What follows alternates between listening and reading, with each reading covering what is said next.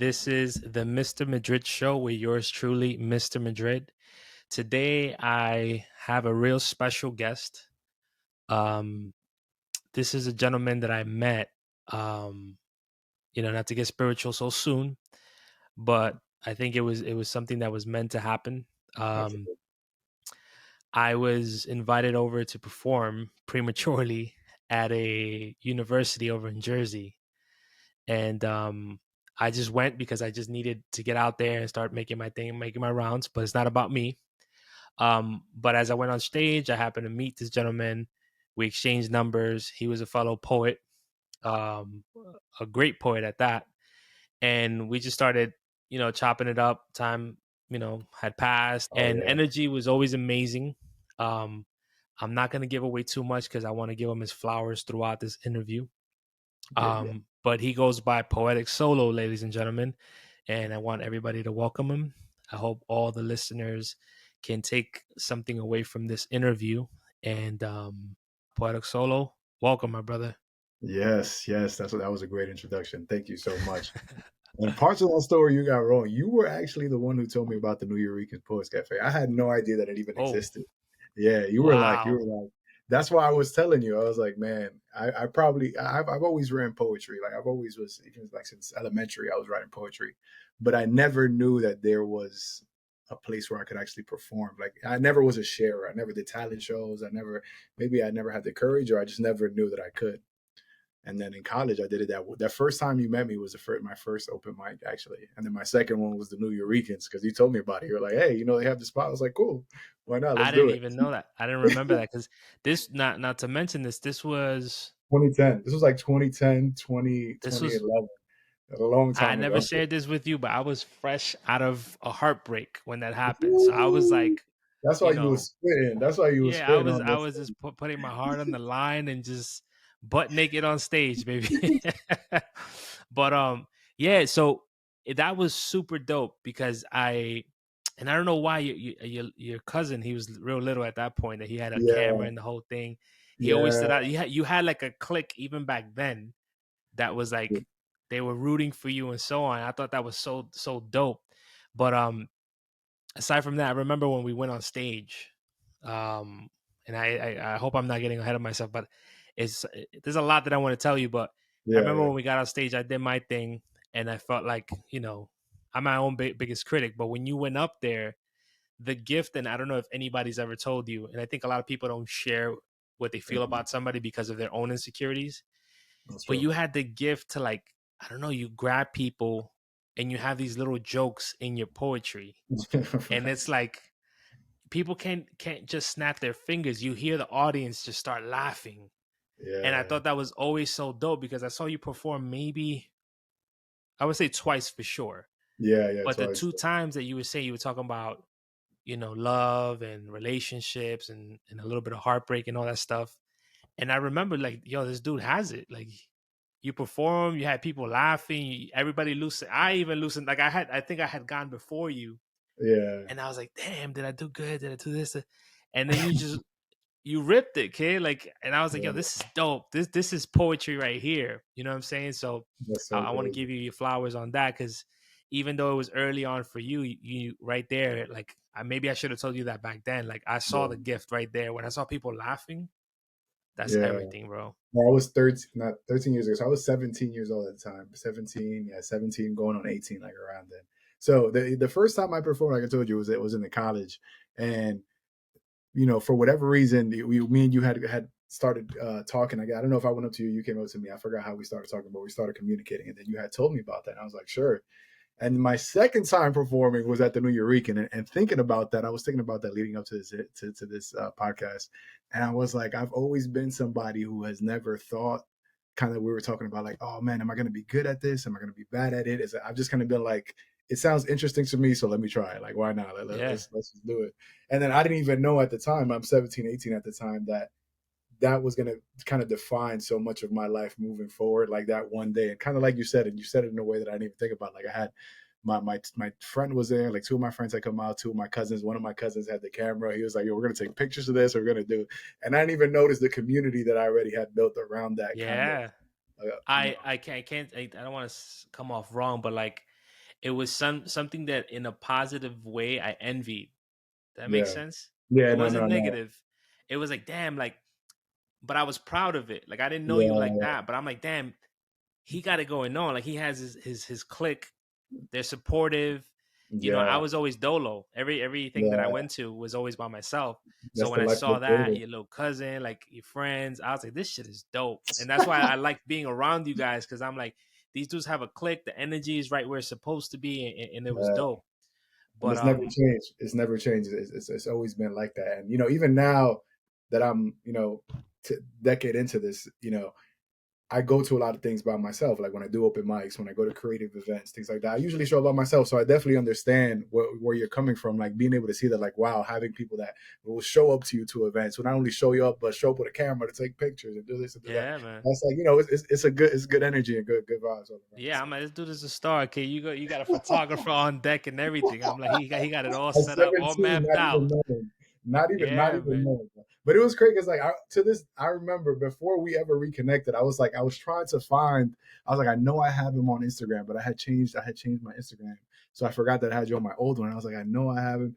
I used to have him as Eden's Word, so I started looking up Eden's Word, but you Yeah, had changed your IG name at the time, so I was looking. I was like, I want to yeah, ask. I was like, why did this man like ask me to go to the New Eurekan? Like, did he see something? And now you said like, yeah. I was like, what did he see in me that he was like would ask a stranger like, yo, you should definitely go check out this poetry cafe because that was yeah, my first time performing. So it yeah, blew my mind that somebody would like now knowing what the New Eurekan is, that yeah, somebody would come over and be like, hey, you should go perform there. It's yeah, like yeah. okay, so I guess I had it at 17, 18, whatever I was at the time. And bro, like you have to pat yourself in the back there, because to be that age and just to be like, fuck it, I'm gonna go out there and do my thing. I'm gonna do whatever I can out there, and you did your Yeah. thing. I remember the poem I performed. So it was called "Banana and Two Grapes." So it was fun. I have it somewhere around somewhere in my That's phone. another thing too. Yeah, You had the gift to memorize your poetry. Like yeah, I've always been good at, and the only reason is because like when I was recording music and I was trying to rap, mhm, I was a perfectionist, so I would keep rehearsing my song on and on and on. But you had your thing, and I see now videos that you perform, and you're doing your thing, and it's similar, the same thing, where you yeah. just and I think that's the best way to go on stage, is just to I because believe it'll so. flow more naturally. I But believe so. I definitely sit. So the perfect thing about this podcast and this interview is that this is the first time that me and you have linked up again since Yeah, years ago. Like I know that we had talked through yeah, Instagram and we're trying to make something happen. I remember when you moved out. We're not gonna say it just yet. We're gonna save it. But when you move somewhere, yeah, I hit you up because I was like, "Yo, this dude is you living, bro. You're doing everything that like somebody who gets out of college is supposed to do." So let's hit yeah, on that. So like after 17 years old, me and you went to a couple slams together. And what happened after that? Because I know, congratulations. And I know it's pretty late now, but you did graduate, right? And you yeah, had a yeah. whole life that's happened since 12 years. Many But lifetimes, t- many tell me a little lifetimes. bit about your journey since then. We gonna need like 4 or 5 episodes, honestly, to talk about that. But I'll try to keep it as brief as possible. Yeah, I mean, after that kind of just ignited something in me because I saw how much I enjoyed it. And not only did I see how much I enjoyed it, but kind of like you said, I saw the effect it had on those who were listening to me. So those who like people were really quiet listening to what I had to say, and that would blow my mind. Like people really are paying attention, and not only are they paying attention, but they're laughing. Like you said, like the mood in the room just changes, and poetry can be very heavy. That's what I've noticed in a lot of sometimes it can be very it can be kind of a little awkward environment just because it's so personal for somebody that it's hard. Sometimes it's too personal that the crowds can relate, but I've always kept mine's personal but relatable enough that people can like laugh and like just laugh at the trauma, laugh at the pain because it's like yeah, I go through that too. So I got addicted to that, man. I became like an open mic junkie. After that, I started looking for open mics and like slams. I've actually never officially done a poetry slam besides those Wednesday night things at the New Eurekan, but um, I've loved the open mics. Anytime I started following a bunch of pages, I would meet different artists, and yeah, and then I graduated with a degree in English to be a teacher in English literature. Of course, I love poetry, so I was like, this is what I want to do. Yeah. But at the time, I had a lot of people in my ear saying, teaching is not going to give you any money, so you might as well just stick with sales. That's what I was doing at the time. I got an offer straight out of college to join this huge like national company. They paid for me to move to Rhode Island. I was working out of Foxborough, Massachusetts, so I lived there for a year, and that was a great Wow. experience. That was like my first time living outside of the house, like having my own apartment, paying rent, having bills, doing that. That was like right after I graduated college, so that was cool. That was a good experience, but it came with culture shock too because I was the only person of color in my office. I'm working in Foxborough, Massachusetts, right next to where the Patriots play, and I was the only Yeah. person of color besides one Latina. She had grown up in the area, so she had the kind of those suburban kind of tendencies. It's not a bad thing, not to say suburban, but just very different from what I was used to growing up in New York and Jersey. Yeah. So that was like people would come up to me in the office like, "Hey, my man." Hey, my guy, Oh like, yeah, man. just call me Kelvin, man. Just come The on, worst bro. one is when they say, "Hey, buddy, Hey, buddy. Hey, buddy, bud. Hey, bud. or my Like, come on, man. man. Hey, my man." I'm like, "I'm not your Yeah. man, So man." it Like, was that kind of environment. So it was very hard for me. And I think what I've learned along the years, and maybe listen, I took a lot of Adderall in college. I'll be honest. That's what probably got me through my senior year. So I think by the time I got to post college, like I had, if I didn't have ADD already, I definitely gave it to myself because at that time my yeah, brain became dependent to it. So I was it was hard for me to stay focused on like an office job. It was my first kind of corporate America kind of thing. So that was tough. But that was interesting. But then when that didn't work out, I mean, not that it didn't work out. It was cool. It was like an internship, a paid internship. They paid me about 45K. They helped me move out there, and at the time, I was paying $500 in rent. So that's yeah. 45K take me far. Now I can't even get a studio with that, let alone like one bedroom, like Word in up. somebody else's house. So So that's that was pretty dope. Like how it's dope and scary at the same. Like, how did you feel about that process of like going from being in a place like home, right? Mhm. I'm assuming that's with your parents, with your mom, Yeah, yeah, yeah, yeah. and then just be jumping into a world where now you're dependent on yourself. Now you got to buy groceries, you got to do all these things. How was that transition for you? Was it easy? Was it like you just jumped right into that role, or did you have I some mean, struggles there? yeah, I mean, it's just regular to learn how to do laundry. Actually, I lied. I did dorm for a year in college, but that my college was like literally maybe 5 minutes, a 5 minute drive from my parents' house. So I was dorming, but it was I was still home. Uh, Gotcha. so I had already know like I knew how to do laundry. I knew how to cook for myself. I knew how to heat things up. And then by then I was 21, so I was drinking, doing that stuff. So So you were it doing was your a thing. it was an interesting experience. I guess the interesting part was like buying furniture, like buying all the little things. Because when you're living in a dorm, when you live in an apartment, it's two different things. Now you're buying couches for the house. Now you're buying, And then I was living with. I had joined a fraternity in college. I was living with one of my fraternity brothers. He was. We had a chapter up there. They were bringing the chapter back, so it was pretty cool because I got to be part of bringing them back. I was going to a lot of like college events, and I had just graduated college, so now I was like 1 year removed from college, but I had a salary and I had a job and I had money. So I wasn't a broke college student. Now I wasn't an adult, so to speak, but I still had the privilege of, going to parties, networking, doing all of that, going to creative events up there, which was a whole nother, beast. We would actually, the dope part about that is being involved with my fraternity that we would host open mics and creative events on the campus now. So for the campus students. So the same kind of events that, I met you at on my campus, we were now hosting there. And I realized something when I was talking to somebody else about it. Creativity has always been my main source of like not income but like just life income, in fact, like my life force. That's what kind of Yeah, has yeah, filled me. And I've used jobs, whether it be sales, whether it be teaching, whatever, to kind of live in different places but experience creativity in those different places while making an income and allow myself to pay to go to open mics or take a Uber here, take a train there. That's really what I've been doing my entire life. I haven't been looking for a job. Like a lot of people ask me, because I've jumped around a lot of jobs, and it's because those kind of jobs, like whether it be in sales or whatever, they weren't my goal. Creativity is what was kind of what fed me. So that's what I would focus on. yeah. I really didn't care so much of what the job was. I could get a job anywhere. I knew I was talented. I knew I was skilled. But what gave me the freedom to create and do those kind of things? That's really what I would look for when I And was. I'll say like it's kind of the same thing um with me. Like as far as I've always had a sales job. That's always been what I've Mhm. been into, and I don't know if it's the same for you, but like after a while, like the sales aspect of it is like there is some creativeness there because you have to be witty. You have to kind of, create talk tracks, create all these different things to try to get the client interested in what you're selling.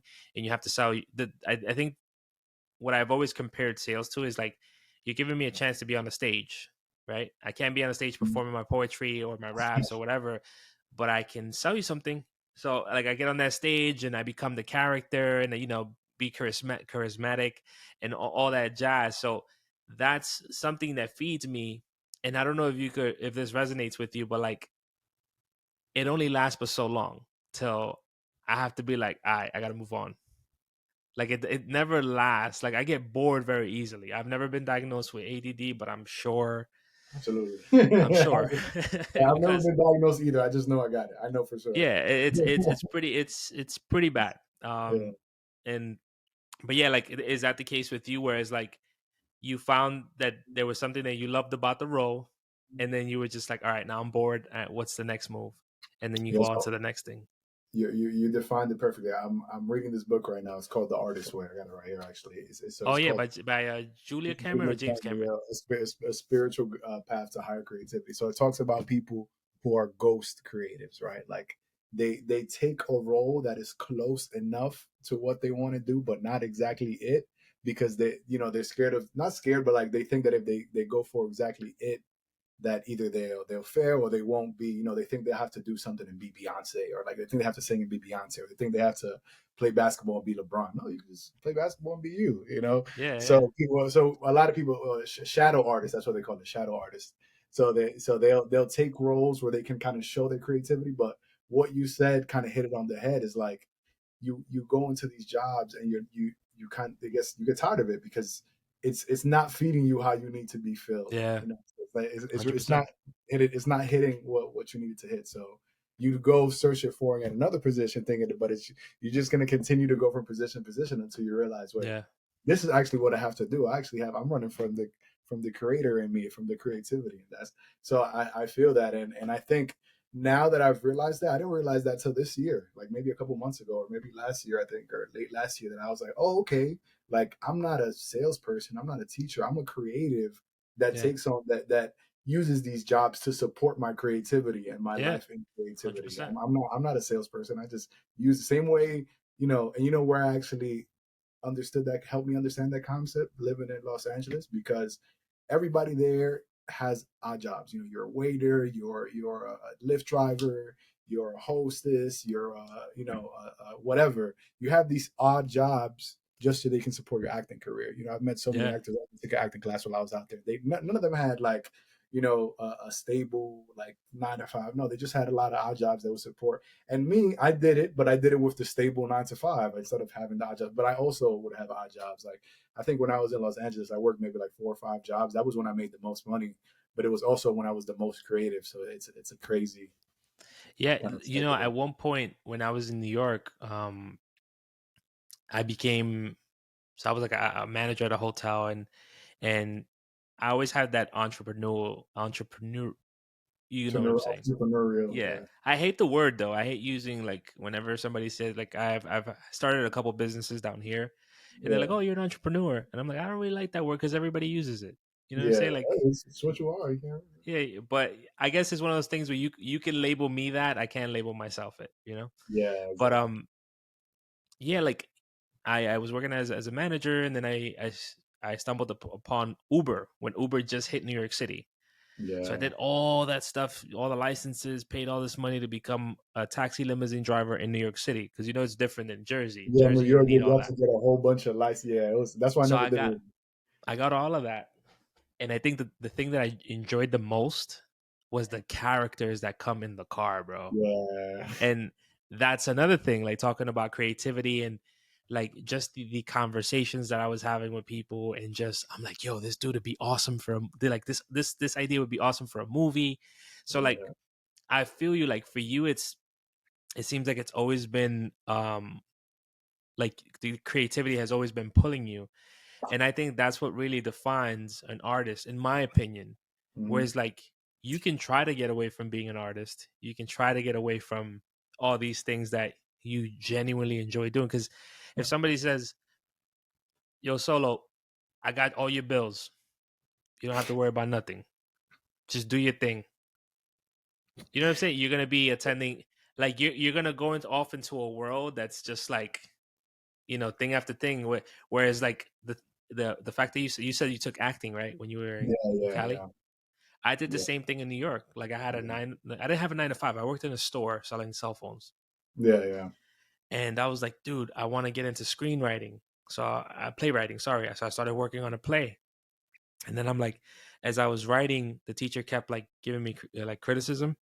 He's like, you have to understand the character a little bit more and develop the character, um, their mannerisms and things like for the story. So that's Hmm. what I got into acting. What is it Yeah. that got you into acting? Well, why did you take up acting? I wanted to improve my stage presence as a performer. So just kind of working on my craft. So I thought I would look at a lot of poets, and one thing that they had that I didn't have, and I think this is also, well, I'll go into that later. But one thing that they had that I didn't have was the how they would kind of go from persona to persona, like how they would get into this character for their poem. Whereas Yeah, for me, it did not matter what I was performing; I had a smile on my face. But yeah, and I'm using that as a negative to myself. Like I'm telling myself that as a negative. Like, why are you always smiling? Like I'm talking about heartbreak, I'm smiling. I'm talking about love, I'm smiling. I'm talking about death, I'm smiling. And it's like I would use that as a negative, but it's also what people loved about me. It's like, okay, love your smile, love the charisma, love all of this. But I saw that as a weakness. Like, okay, you know, I like how they go into character when they're talking about heartbreak. I like how they when they're talking about pain and trauma.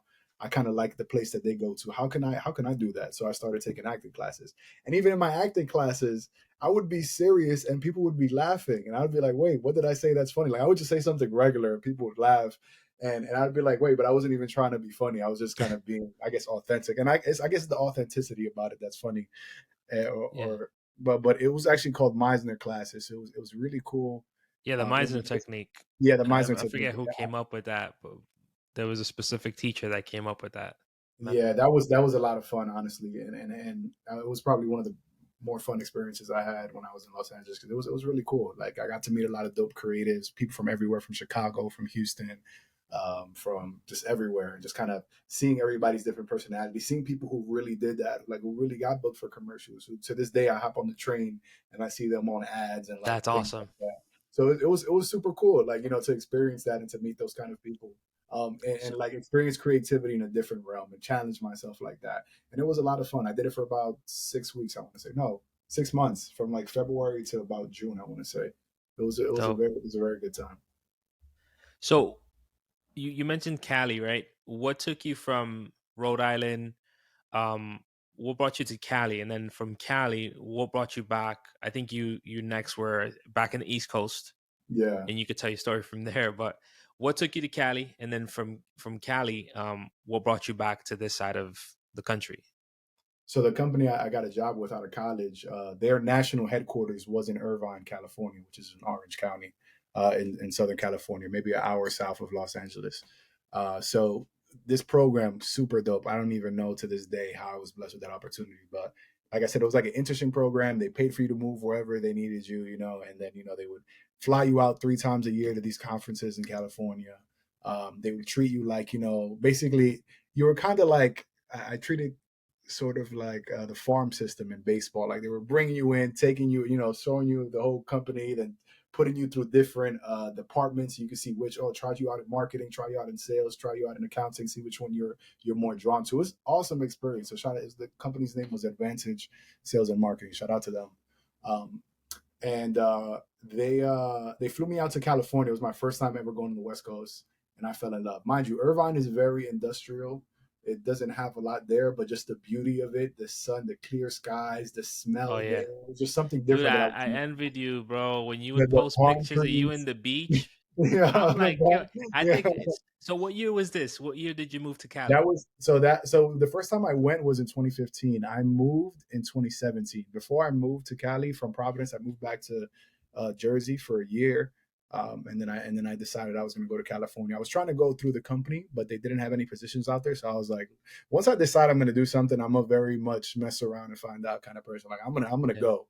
So I there's like, if you're not going to give me a position within the company that'll take me there, I'm going to start applying to jobs. So I started applying to jobs, got some sales jobs, and in 2017, July 2017, I ended up just leaving. I Yeah, I moved was out still in there. New York. I was Yeah, I'm telling I had you, like $300 in my pocket, bro. Like, it was crazy. I was living with one of my frat bros and his family. It was a typical like traditional Mexican kind of thing. Like 9 people living in one house. Like his mom, his 3 aunts, some of the aunts, some of his cousins, his uncle.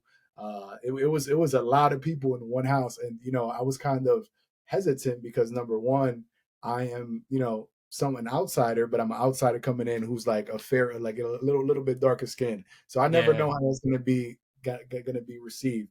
But they showed me so much love. They treated me like I was part of their family. I ate so well when I was over there, like homemade, like traditional Mexican dish. They were from Guadalajara in Mexico. A lot Yeah. of them didn't have papers, like they were kind of working, under the table. But it was such a dope experience. I lived with them for about 8 months. Like we had like a lot of love for them, and they know I got love. But like there would be mornings I would go wake up 5 a.m. I worked at 7 a.m. I didn't have my car at the time, so I'd wake up at 5 a.m. to take the bus. And I would go to make breakfast in the kitchen, and little rats just walking around, stuff like that. And to say they were dirty, because they weren't. They kept the house clean. It was just like the wildlife of California, and just Yeah. like the housing structure, a lot of like random. You see bugs, rat, like random shit. So it was a very like humbling and interest coming from like I've been blessed to live good with my family. We've never been rich. We've been in a place where we've been content and happy where we're at. So living in that way, with like in such a packed house, it humbled me a lot. But it was such an amazing experience, though. Yeah, man. Like one thing, like just when you said that, I remember going to. My mom has some friends. You know how like old school people are. Like they're all about, oh yeah, bring your family and they stay with me. Like we stayed in the hood in Peru, in the hood, bro, and it was a lot of us in that little apartment, one bathroom. There wasn't really a shower. You had to go like in this little nook that was outside to shower, Yeah, and it was winter out there. So it was, but it was one of the, like I was maybe 11 years old, 12. Yeah, I've never had that much fun in my life. Well, I can't say in my life, but like during that portion to like I was like 18 around there when you start doing your own thing. yeah, It was amazing, bro. The food, like those people could party, bro. I don't know. They don't have a lot of money, but they could party. yeah. So that's always an interesting thing. Um, so with Cali, you did your thing out there. Um, did you move around a little bit in Cali? Like, Oh did you yeah. hit some? Did you do some poetry slams out there too? That was when my creativity was like on full, just like discovery mode, like just kind of trying everything. It was super dope.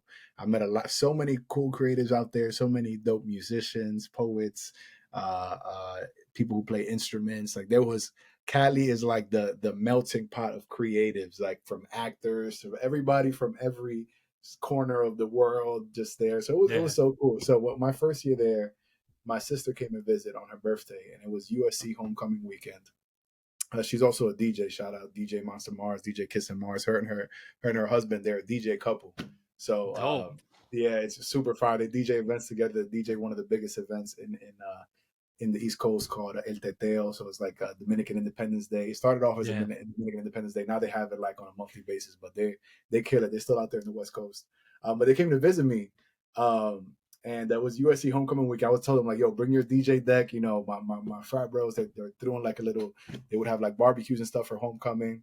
We show up, and like there was my frat bros and there was another frat, but the other frat, they had like a taco stand, like a man making tacos for everybody. We was like, yo, I was like, I love y'all frat, but I'm going over there where the tacos at. Yeah. And we went over there, they playing music, they making tacos. We got tacos in our hand, we eating, they smoking, drinking, doing everything. Like it was such a crazy experience. And my sister just looked at me, she was like, yeah, I'm moving here. Oh, And so she was she like, moved because of you. You did it. You yeah, put that bug. yeah. She came and she looked at me, she was like, yo, I'm moving to Cali. Like that's definitely that's it. And she was like, just give me a couple months. And at the time, I was still living. Wait, was that? Yeah, at the time, I was still living with my with the Mexican family, my Yeah. frat bro. And then I moved in with my coworker like a month after that. We lived together from like December to May when my sister came. That was in Baldwin Hills, which I recently found out is like big, like a big Crip neighborhood. And I listen. I like to say I have some street smarts, because I grew up in the Bronx for a bit, even though it was only like the first 12 years of my life. But I've been around enough to understand, where I'm walking, and I never got that energy out there. And I really think it's like, I don't know if it's like, my parents, my grandparents, my family praying for me or what it was, but I had a protective because I never dealt with anything of like gang activity, any likes that, none of that. And I was in a big crib neighborhood from what I found out. So, that That's was cool. So she crazy. came, we moved. So it was her and then my other homegirl. She was going through it in Jersey. And I was like, yo, you know, my sister's coming out here, her boyfriend's coming out here. We're gonna get a spot. You should come, just let's get a spot together. And off just my word, off her telling, never having been to Cali, she was like, all right, fuck it. And I flew over to Jersey. We got in her car and we both drove like in her car Cross country? cross country. And that was a crazy experience in itself. So now in this house, we have my sister who's a DJ, her husband who's a DJ, my friend who's a photographer and a model, and then me who's like a poet, musician, curator of events. So that year that we lived together, oh, that was one of the best years of my life. Like just number one, That sounds like living a with good my time. sister. Yeah, it was so dope. I was 20. What was that? 2018. I might have been like 26, 27 at the time. Yeah. And that was just a great time living with my sibling. She's a great chef, so she pick it up all the time. Like Yeah. we all have the same interests. She's DJing parties. We're showing up. I'm inviting my coworkers. Even during that year, we were all working at the same job, and it was like a tech startup. So she's working in customer service. Me and my brother-in-law working in sales. And man, it was a vibe. I'm not gonna lie. Like that was one of the best times of my life. And then eventually they wanted to get their own place, so they got their place, and I got my place. But then the pandemic came, and we was out of there because I left, my sister stayed, but the pandemic hit California real hard. I remember coming to New York. Summer 2020, and people were having barbecues, hanging out, Yeah, outside in the yeah. park. In Cali, they were like, people were scared to leave their house. I was like, well, this like two different worlds here. Yeah, yeah. And imagine here, I moved to Florida from New York, like after I Yeah, had my kids or whatever. That's true. Me and you met when I didn't have kids. I wasn't yeah, even in a yeah. You weren't relationship. even Now you I'm, weren't even a dad at the time. yeah, now I got two kids. I'm married, moved down to Florida. True. But I'm glad I moved to Florida when I did. Um, because down here, even though it was on lockdown, you could still breathe. Like it wasn't like New York Yeah, where it was madness, that's on top Cali of was it. madness. We were Yeah. able to kind of chill, still enjoy what as much as you could during that time, even with the lockdown. So that's what. So COVID did it for you. COVID, you was just like, I'm getting out of Dodge. I'm going back home. Yeah, I was applying. Listen, I didn't want to leave. I really loved California. I loved it out there. I applied to jobs, but nobody was hiring out there because it was still very up. This was like, I want to say my job that I had at the time let me go in August 2020. They tried Yeah. as much as they could to hold everybody, but they had just put in like millions of dollars into this campaign that had to do with restaurants. So they were Oh asking, man, yeah, yeah. So it was like the worst timing in the world. Like they brought me in that's to help with that campaign and help lead.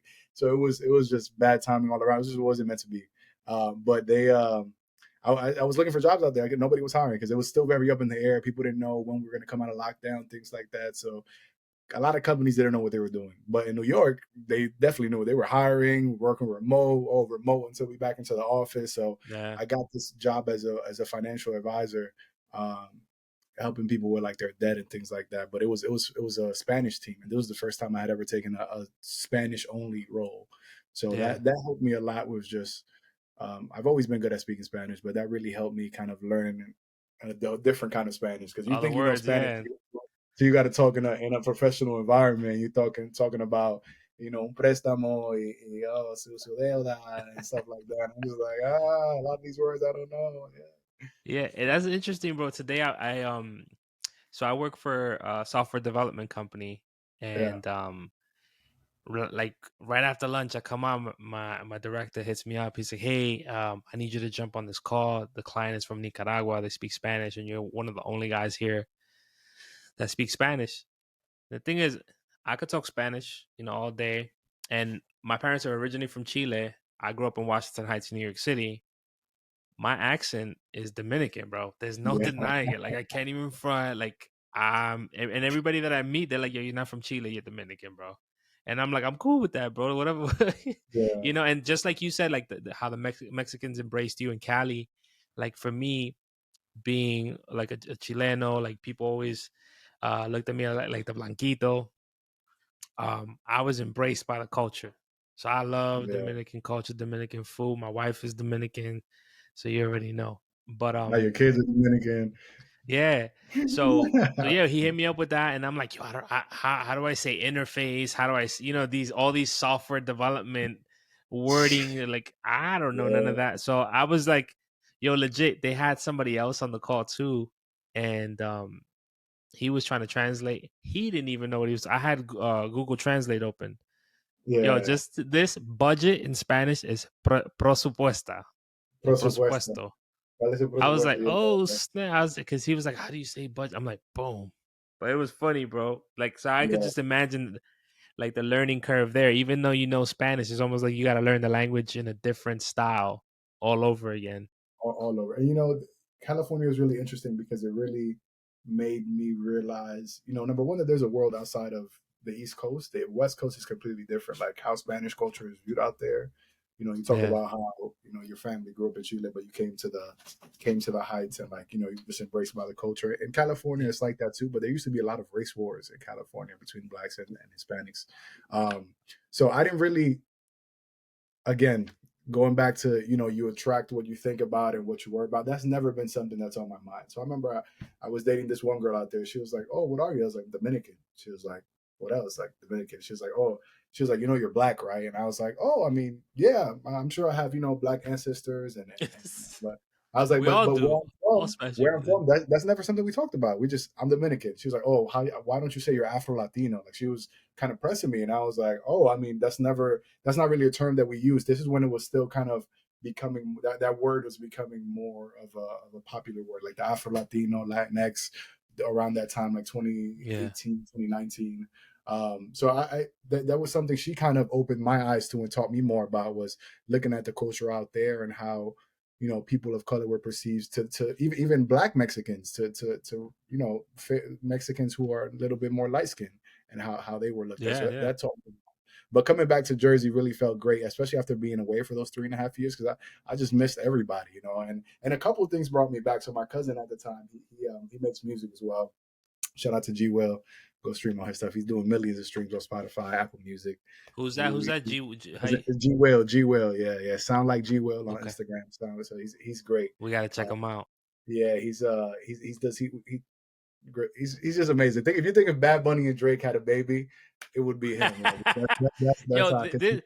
just so anybody that's listening, watching, this is it right here. Like the shit that he just said. This is Mr. Poetic. So I call him Mr. Poetic Solo. I'm just Poetic Solo. This is how he is on Yeah, stage. Like yeah, this is like what you get on stage in the mix of almost like cutting your veins and just dying in in your sorrows. but He'll throw really though, something like like that. that's You're like really how the best way to mid describe tier it. and you say something like that, and you're like, "Oh shit!" I thought I was about to cry, but now I'm crying because I'm laughing. That's Yeah, well, dope. he's the greatest. But he dropped his first mixtape in the pandemic because of the pandemic. Like, he had all that time at home. He bought some recording Yeah, equipment, and he just dropped it. And I remember I called him. I was like, "Bro, you making music now?" Like, he had already released some stuff on SoundCloud, but he released a music video. He dropped a single. He dropped the whole tape, and he was like, "Yo, cuz, like, I got the melodies, I got the voice, but I need your pen." And I was like, mm, "Okay." So when I went back for the summer to visit, um, me and him wrote a song together. And when we finished it and we heard it, we looked at each other like, I think we got something here. Hold on that's a second. We dope. did we did this Spanglish song. It was called "Don't Want to Wait," and we listened to it. And I was like, "Yo, this sounds." I was like, I don't know if I'm being biased, but this sounds great. Like, cause he's Yeah, a yeah. great singer. He has great talent. His younger brother too, Dwani. He's the next like Frank Ocean. We call him the Dominican Frank Ocean. He's so The Dominican. talented. He went to like a theater and art school. So he's like very like musically inclined, like theatrical. I always say his voice sounds like it belongs like on a Disney movie, like the background of a, not even Oh the damn. background, like the main character of a Disney movie singing like one of those musicals kind of things. That's what his voice gives off. So man, I'm like, he's just starting his. He's like, yo, I want to drop another mixtape, and like at the time, I was talking to somebody too who lived in Jersey. And like I couldn't find a job in LA, so everything was kind of telling me to go. My mom had also started an at-home business called the Holy Rock. She's a caterer. She does catering. She's best chef out there. That's So what she you. had Well, there that's, was just so much movement, so much creativity going on at home, and I was like, "Oh, I'm going back. I'm going back." So yeah, I just yeah, ended up yeah. packed up my stuff and I moved back, and it was great. It was great. Yeah, when it feels right, bro, it feels right. Like I tell you, for my journey as far as moving down to Florida, like that was 2018, and what really did it for me is having two kids. I lived in the Heights, and you know how that is. Yeah, And one day we were exiting the apartment, and it was two events. The first one was I live right across the street from the bus terminal. You know exactly where that's at. GWB's right there. There's always yeah, crackheads on that block. Like crackheads knew me growing up. I knew them. Like my yeah, mom still says hi to them. They know her by name. That type of time. You know what I'm saying? yeah, But it started getting a little crazy where they started coming in the building, shooting up, doing all these things, and it was yeah. getting up to my floor. And one time we came out and we found syringes on the windowsill. Oof. So I was like, "Yo, we got to get out of here." So Yeah. we took a little vacation, and I'm gonna make this story short as hell. But took a little vacation. We like let's move. We're like next year, 6 months, 3 months. We're like let's just see if we could. And this is 2 weeks after coming back. We're like let's see if we can even get an apartment. So I reached out to a couple people. They referred me to this management company, and we booked the apartment from up there, just looking at pictures online. Not Picked even up my having two come kids, down to my see it. wife, a couple nickels that we had in the bank, and we bounced. No job, no nothing. And this, so imagine when you do that by yourself, it's already scary because you're like, yo, where am I gonna end up? I did this with the whole fam, two dogs. You know what I'm saying? So like, Yeah, that and the takes reason I'm sharing this story real quickly with you is because I 100% agree with you. When you see the vibe and you see, it's almost like you see a clear path, and it's like, I'm very spiritual, so I feel like it's almost like God telling you, like, yo, ponte neto. yeah. Like this I'm laying it out for you. I don't know what else to tell you, bro. Like I can't come to you. You know what I'm saying? But like when something is like that, it's for you, and it's dope that you recognize that It was too sooner many than things. later. Yeah, it was too many things pulling me in that direction. Even when now, moving fast forward to when I left to Miami and like I was considering coming back again to Jersey, Yeah, it was the same exact thing. Like it was too many things that were like that I noticed that were like, okay, can I stay here? Absolutely, I can stay here, but I have a feeling that these are the things that are pulling me back, and it's a reason that it's in my path right now. It's not for me to ignore. yeah. If it was for me to ignore, it wouldn't have been put in my path. So it So called. as far as now, I know, and this is not a shameless plug. We need to plug this all over this podcast. We got something dropping in a week or so, right? Yeah, yeah, yeah, So before we get there, you have you're an author, bro. You know what I'm saying? yeah, You're a yeah. published author. That's true. Aside from being an academic scholar, all the accolades, being a writer, a poet, Yeah. a lover, a fighter, um, you know what I'm saying? All these different things. How did you come about? And I'm really interested because how did you come up with? And I hate to sound like how did you grow the cojones to say like, yo, you know what I'm saying? Like, I'm gonna put a book together of my poetry or my poems, and I'm gonna put it up, and I'm gonna put it in a book, and sell it to the masses. Like, how did that come about? Just people telling me to. It's never. It wasn't even an idea that formed within me, and maybe it was an idea that was in me, but I just Yeah. never had the cojones, like you said, to do it. But then people don't Yo, tell I me, never used that word, by the way. Never. the I never cojones. used that word. Yeah, no. So it's like, uh, people kept telling me like, man, you should write a book one day. You should write a book. And then one day it was no. I'll tell you what did it actually. What was like the straw that broke the camel's back? I was in a relationship similar to how There we even go. you and me, and me and her broke up. And I'm not gonna lie, she was the first person I was with in a long time that like I really felt like it was something real. And Yeah. so it hurt to lose that, but I knew I had a lot to do with it as well. Of course, there were certain things where we both were had fault, but I knew I carried a lot of that as well, and that hurt. And so that was tough to go through at the time. And then it was also right before I left the guy. So that was maybe we broke up Thanksgiving Day 2016. Oof. Um, and then by like I want to say December, I guess to kind of distract myself from the pain and what I was feeling, I just poured it into the art. I was like, That's and I dope. just wrote about what I was going through at the time, in uh, clear, like 24-year-old fashion. I was going through a breakup, and instead of dealing with it in a healthy manner, I just went around and I slept around. I was just going out, having drinks, meeting women, doing this, doing that. So a lot of my life was very like, rock and roll, like sex, drugs, alcohol kind of thing, Yeah. not would have recommend. I mean, you know what? 10 out of 10 recommend. Actually, I had a great time, no regrets.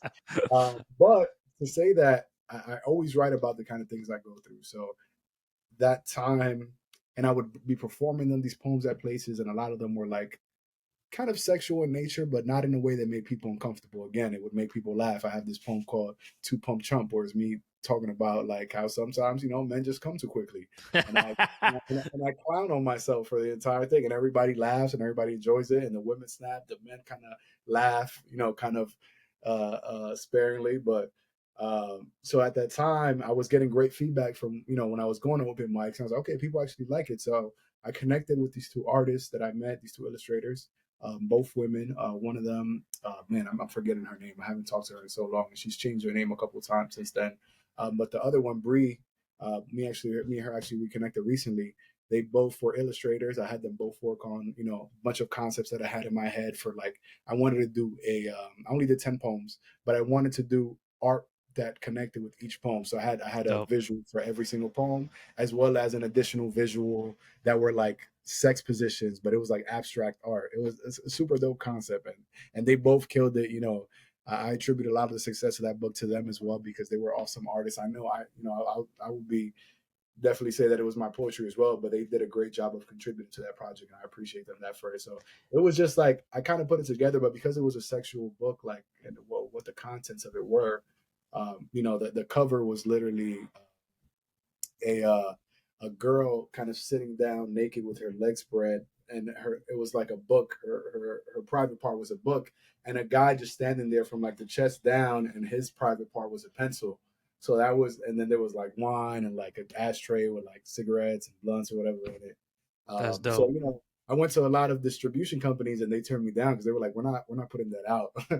So I had to find like these little odd distributors online that charged me way too much money. So I kept most of it as an ebook. I only made maybe like 50 hard copies. So whoever has a hard copy of Pornetry, just know you have a very limited edition. A one of 50, baby. Yeah, maybe in the future I'll put some more out, but it's just too expensive to make right And now. what's the name of that one? Like, where could people find that if they wanted to check your stuff out? Yeah, so that one is on Blurb. So blurb.com, blurb.com. Mhm. You can purchase on there. I believe it's $10. And you get it downloads right into your phone, if you have an iPhone, it downloads into your iBooks, into your book library. If you have an Android, I'm not sure what it is for Android, but it'll just upload right into your book library. Dope. And yeah, that was just how that came about. It was just kind of me just doing it. I did an event in February to kind of promote the book called Giggles and Orgasms. It was my first event I ever put together. So it was called That's the name Giggles. of the book, Giggles and No, that Orgasms. was the name of the event that I did. The It was event. called Giggles and Orgasms. So it was funny because it was a comedy and poetry show, but it was themed around kind of like sexual encounters and like just Yeah. dating and things like that. And it was on Valentine's Day weekend. So it was a super dope event. I had over 100 people in this spot called the V Spot, out in on St. Mark's. The owner's Colombian, super dope dude. It's like a group of Colombians that own it, but it's also a comedy spot. On the weekends, they do like comedy shows in the back, but it's a vegan Colombian place. Delicious food, delicious. Even the That's vegan food dope. is delicious. So he let me have the spot. He was like, "This is the most people I've had in here like in a while," and I had that spot packed out. That was my first event, but I shot like promo videos. I went around doing podcasts for it. This is not having any knowledge of how to do any of this. I was just like, "Hey, sure, why not?" Like I had friends who had a podcast. They were like, "Hey, come to Boston, we recorded it." Yeah. Went to Boston, drove, and again, kind of like you said, and I'm just realizing now, I had a group of friends that came with me. They were like, "Yo, yeah, let's go to Boston." One of them was a photographer. The other one was just my boy. He was just there, kind of, coming along for the ride, just, Yeah. Yeah. just there. And we all went up to Boston and did a podcast. And then even for that event, I had a group of people that helped me plan it that got no profit. I didn't pay them anything. My sister Yeah. DJ'd. I didn't pay her anything. And to this day, I wish I could have, but Yeah. it was just dope that I had people that really kind of just supported me like that, without really asking of anything in return. They just wanted to be part of that experience.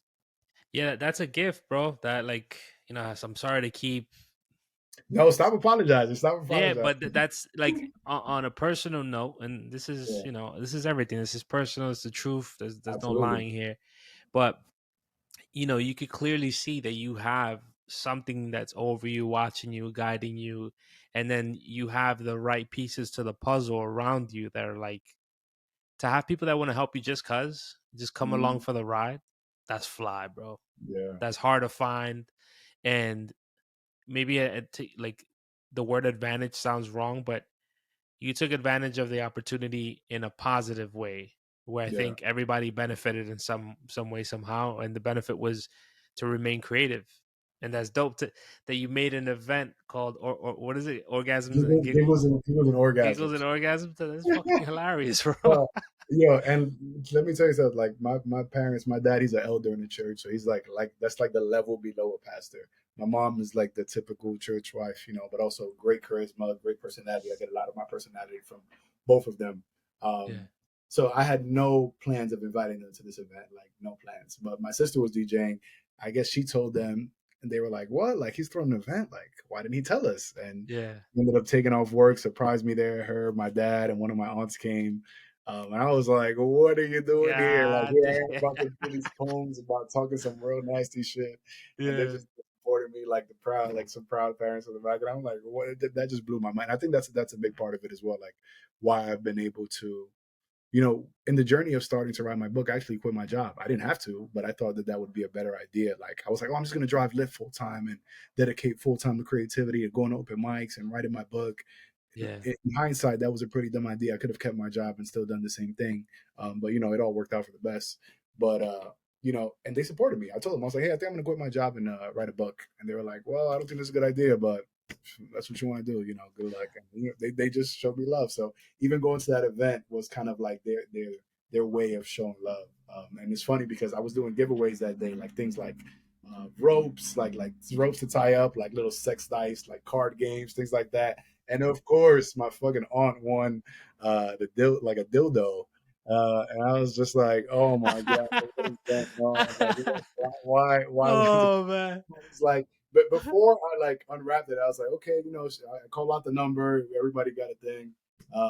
And she's like, she comes up, and I was like, "This is my aunt, by the way." And I go, I didn't know what was in each bag. Like I knew what was in the bag, but I kind of like ran them out. So I grab a random bag, I give it to her. She opens it, and she like, "Woo!" And everybody's like, "Ah," going crazy. I was just like, Yeah, "Oh my yo, something, you know what it is too, bro? Like sometimes we forget that, because you have that respect level, right? Your yeah, aunt, your nephew, or your dad, mom. yeah, But they were freaks at one point too. They were trying to figure shit out just like we are. You know what I'm yeah, saying? That's why absolutely, a lot of times I see grandmas and stuff, and, the utmost respect.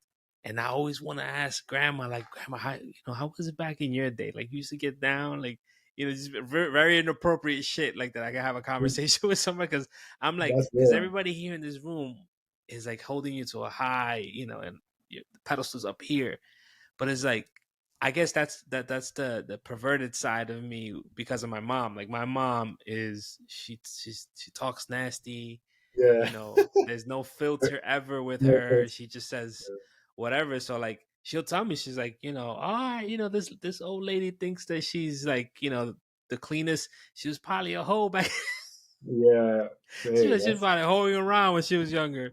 But I always wonder that. I'm like with older folks, and I feel like sometimes we forget that they were just like us, bro. They were trying to figure shit out, they didn't and have a lot to do back then either. Like I know my grandma went, my grandpa. We I have 7 aunts and uncles like on my grandma's side, so I know. Yeah, I know how they got here. Yeah, and yeah, I yeah, asked my grandma that to some extent, but not on the sexual side. But I remember one day we were sitting together at a family gathering, and she's just sitting there. She's very observant. She likes to sit around and just observe the room. So I went up to her and I was like, how does it feel to know that everybody in this room right now is here because of you? Like, how does Oof. that feel? Like Oof. everybody there, because it was her kids, it was her grandkids, it was her nephews. Like, it was just it was a lot. It was, so I asked her that, and she was like, you know what? I'm very blessed. I'm very blessed. And I even think about that to this day. Like, for them to come, to the United, because they immigrated from the Dominican Republic, and even to this day, if you're trying to immigrate with a big family, it's hard for all of you to get, visas at the same time. It's usually two, three at a time. Yeah. There were nine of them. It was my grandpa, my grandma, and then their seven kids, and they all got it at the same time. And my family that was already in New York had put money together. So by the time they came from DR, where they were all living in like the conditions that you were talking about in Peru and I was talking about in California, they were living Yeah. in similar conditions like that. They came to New York now in the Heights right there on 170, right by the McDonald's. Um, and they had a fully furnished apartment, like coming from DR El Campo to That's like a real, fully bro. furnished apartment because the family had put money together to have an apartment ready for them when they arrived. So they came. The boys had their own room. The three boys, no, four boys, four boys. So, yeah, four boys had their room, and then the three girls had their room, and then my grandparents had their own room. Coming from a place where they were all staying in like one four One room, walls, yeah. everybody in the same. So that I Yeah. always think about that. Yeah, yeah, that's real, bro. That's super dope. I mean, I remember at a point in time we had like 8 people in a 3 bedroom apartment. It was 8 of us. It'd be And like that. now, like, I take a lot of pride in having my own house and stuff like that. So now I'm like, to even say that I have like an office slash guest room, like what the like Yeah, guest room? Like imagine like back in the day, one of our family members like he has a guest room. Oh, yo puedo vivir allá. Like I could yeah, live yeah. there. Like No, you know what I'm no, saying? Like yeah, I need help. yeah, vete, vete Oh allá. man, that's crazy. Yeah, it was 8 of us, bro. So I could just imagine how that is. But that sense of freedom and peace to come here and walk into a fully furnished like house, apartment is That's super love. dope. And I think I give a lot of credit to who I am, the kind of person I am, the kind of things I've been able to do, to the family I've come from. My one of my uncles, he used to have the AIM screen name. It was called Let Love Rule. And I think that is a very good definition of how my family operates. Like, it's always leading with love. Even me just saying that out loud now, telling you about that experience with them and how they had the support of their family before they even touched their feet on the American soil. Yeah, They already had a full, fully furnished apartment just off love. Like, just and especially in the Spanish community, in any community, how beef can be between families sometimes, like yeah, how blood can hate each other. And like yeah, that was something even that was weird for me when I would meet people and I'd be like, what do you mean you're not close to your cousins? Like, what do you mean you and your yeah, cousins don't hang out? Because I came from a big family, I never really had friends outside of my cousins because we were all around the same age. Until I moved to Jersey, and that's when I really started exploring, like walking around the suburbs. I never really walked around the Bronx when I was living in the Bronx. To be honest with you, I would yeah, stay in my crib or on my block, but I would not really explore much. I'd be like just it was no going over to little Anthony's house or whatever. Like, nah, I was yeah. staying at the crib. Yo, and I'll tell you, kid, like for anybody that has the privilege to meet poetic, you automatically see it from afar. Like Mm. this is one of the type of individuals that, and this is me talking of me and him have seen each other in person 3 times, Yeah, and I've always felt the energy in his videos on Instagram. Like he puts clips of his poetry, but I met him those 3 times, and the energy is real. Like right off the jump, you can tell he's a great person. And I'm not only saying it because I'm interviewing you, but it's because it's something that I've known for years, and I for one reason or another, we haven't spoken or I'd never shared yeah, that with you, but the vibe was always dope. Uh, it was always a pleasure to have a conversation with you or to share what you had going on or what I had going on. And it was always dope. The vibe was always, in Spanish, it's called sano. Like, I don't know the interpretation of that, but it's just like pure. That's the best pure. way I could put it. It's a pure individual who if you have malice, you can't see it. If it has a smell, you can't smell it. You know what I'm saying? No, But like that's one thing that I'll say. Like, and I guess you owe it to your family, as you said. Like a lot of that absolutely. has to do with the fam and love and all that stuff. And then like just being from certain areas, certain neighborhoods, it's hard to find that type of love that you're talking about. It's Yeah. not easy because we're all trying to be we're all trying to be hard. We're trying to give off this persona that we don't hurt, when in reality everybody hurts, everybody bleed. You bleed just like I do. You shed tears, like, Mhm. and to grow up in an environment like that nurtures that is fly.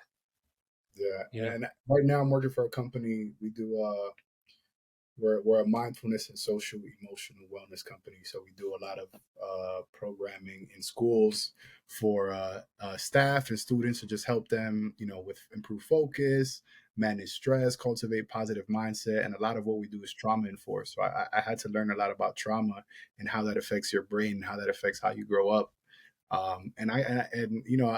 I realized that I was blessed to not grow up going through a lot of trauma. Like, my parents, yeah, they would argue, like anybody, like any couple does, but they would rarely do that in front of the kids. Like if they would do Yeah. it closed doors, it was never something that you never see my dad raise his hand or anything like that. Or it was never anything like that. And even in the family, like if there was ever like a drunken altercation, it was all love the next day. Like everybody understood. Or even when I did have an uncle who would be like out drinking too much, or maybe there'd be a little bit of infidelity here, it would we would all meet them at a place of empathy and understanding. Like, yo, you messed up, but like, we love you though. But you're a dickhead. Yeah. But we love you. Like, you, you we you love you you are though. as though the lo Like, yeah, mío. but like I love you. I love you, Yeah. but you messed up. So I think that you having empathy for people, because nobody's perfect. So that I think that's how I've always moved. We're really kind of understanding. Some people, they don't deserve empathy. I mean, everybody deserves empathy, but like people like, let's say like a Trump, like he doesn't need, like, not to go into politics, but like somebody like him, just like that kind of personality and like that kind Yeah. of lack of empathy that he has. Yeah. And I guess those are the kind of people who don't deserve empathy. The ones who you can tell don't show any empathy to others. Those are the ones that I don't feel bad about not giving empathy to or not giving any understanding. But I just Yeah. I just Yeah. distance myself from those people too. I don't even keep them in my life or like in my feed or anything. I just like, nah, I'm That's not gonna that's handle one thing that. I'll say. Like, you know, and I love this. I love that we're having a real conversation because it needs to be had. In Mhm. one way or another.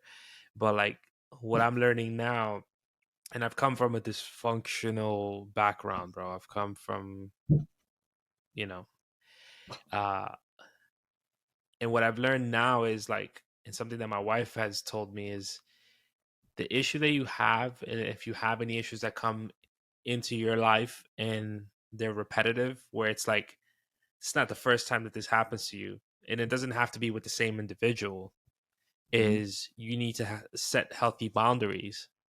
And that's where I'm at now, where it's like I'm putting up this, it's almost like a wall where I could do this. I could still see you, Yeah. but I don't want to come out and play. Yeah. You know what I'm saying? So like, and that's all like mental health, bro. And then one thing Yeah. that I always talk about and I always try to put on social media is like, protect your peace. Watch your circle. I know that's something that people always say, but it's real. And going back to, when I saw your circle years ago, I saw the healthy and like, the brotherhood in the sense Mhm. Yeah. of, what I'm saying, which I found to be so dope. And that's something that I've always yearned for. And I've had to find that within myself and like be supportive with myself and not be so hard on myself and things of that nature. But those starting off with boundaries is the main thing there. But yeah, And I think man, that's it's how you attract powerful. it. I think that's how you attract that. Like how I've attracted like that kind of circle, those kind of people, is because that's how I am with myself. I've always given myself grace, always given myself love, setting healthy boundaries with myself, and that's still something I'm learning to do to this day. Yeah, But just always, I think people see me or see kind of the kind of people I hang out with, and I was like, that looks safe. That looks like a safe space. That looks like someplace that I can be myself.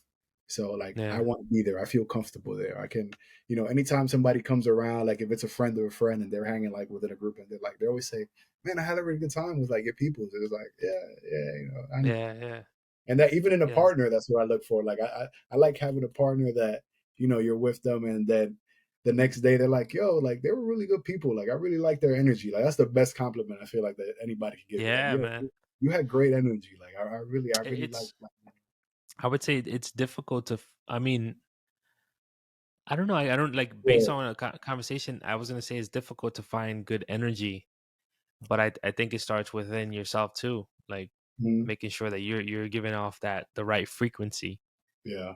Because But it's rare because even me, like I feel like I give out the right frequency, but it's not something that you find in everybody, yeah, and it's not their fault either. They just haven't got to a place where they have had that inward kind of perspective and kind of yeah, that accountability and that self knowledge and that because once you realize that you are the cause of all your problems will be the best thing in your world because if you're the cause then that means you're also the solution and yeah, that's the best thing in the world. The best thing yeah, in the world was the day I stopped, like when I finally got good at relationships is when I stopped blaming the people that I broke up. I'm like, because she did this, that. I was like, all right, but what did you do? And once I was asked myself that question, that's when yeah, that was a game changer for me. That's when I started really moving and like in love for real. Because I'd enter situations with, okay, how did I contribute to this problem, or how did I, and still not removing fault from the other person, but just acknowledging that I also had something to do with something not working out. And once you have that with yourself, you not only gain empathy, but you gain like such a better level of understanding with in any situation that you're in. I think. So a question that I have for you with that is, and this is based on my own trials and tribulations, but Mhm. once you identify like this is where I fucked up, this is what I could have done better, this how do you stop it in your opinion? How do you stop it from being an ongoing issue where you keep on kind of like punishing you? It gets to a point where you start punishing yourself. You're like, I did this, I did that, like Yeah, or and then like the flip side to that is if you come to a good space where you're like, okay, you know, you take a note and you're like, the next one I know what to do, what not to do. But then how do you close it off? How do you find that closure that allows you to move forward? shout out to therapy number one, and shout out to affirmations number two because what I learned to do, and actually what I'll go another plug for the Artist Way, great book that it taught me to do was take the negative thoughts whenever you hear them. Like let's say you tell yourself, "Oh, what if I drop this song and it sucks?" Just right away, okay, what if I'm going to drop this song and it is going to be the best song in the world to Okay. me, to me, because that's the debate, right? Or if it's like, oh man, I feel like I don't spend enough time with my kids. You're the affirmation, but like, I with the time that I have available to me after work and after completing my responsibilities, I spend the most quality time that I can with my children. So like, just Mm, changing. Taking those same thoughts and just changing them into what you want them to be, I guess, because I do, and still to this day, I am guilty of going down that rabbit hole of like self blame and like negative self talk and all of that. And that's one thing that I've kind of battling a lot this year, especially as an overthinker. I think when we're creative, you're overthinker. That's what yeah. makes us great at being creative because we think about so many different possibilities and connect so many different things. So that also works against us sometimes in when we're going down a rabbit hole of negativity. It's like, oh, but this, but this, but that, but this, but that, but this. You can go down that Yeah. forever. That'll never end. But Big once you time. stop it, it's like, all right, let me. Again, if you are in charge of those thoughts, you're also in charge of turning them off or like just Mm. shifting them and I guess changing the it's, output in a it's different way. not basking in your misery. Misery is a bad word, but like Yeah, not staying too stuck for too long on that page. Like recognizing yeah, and it's good to acknowledge it.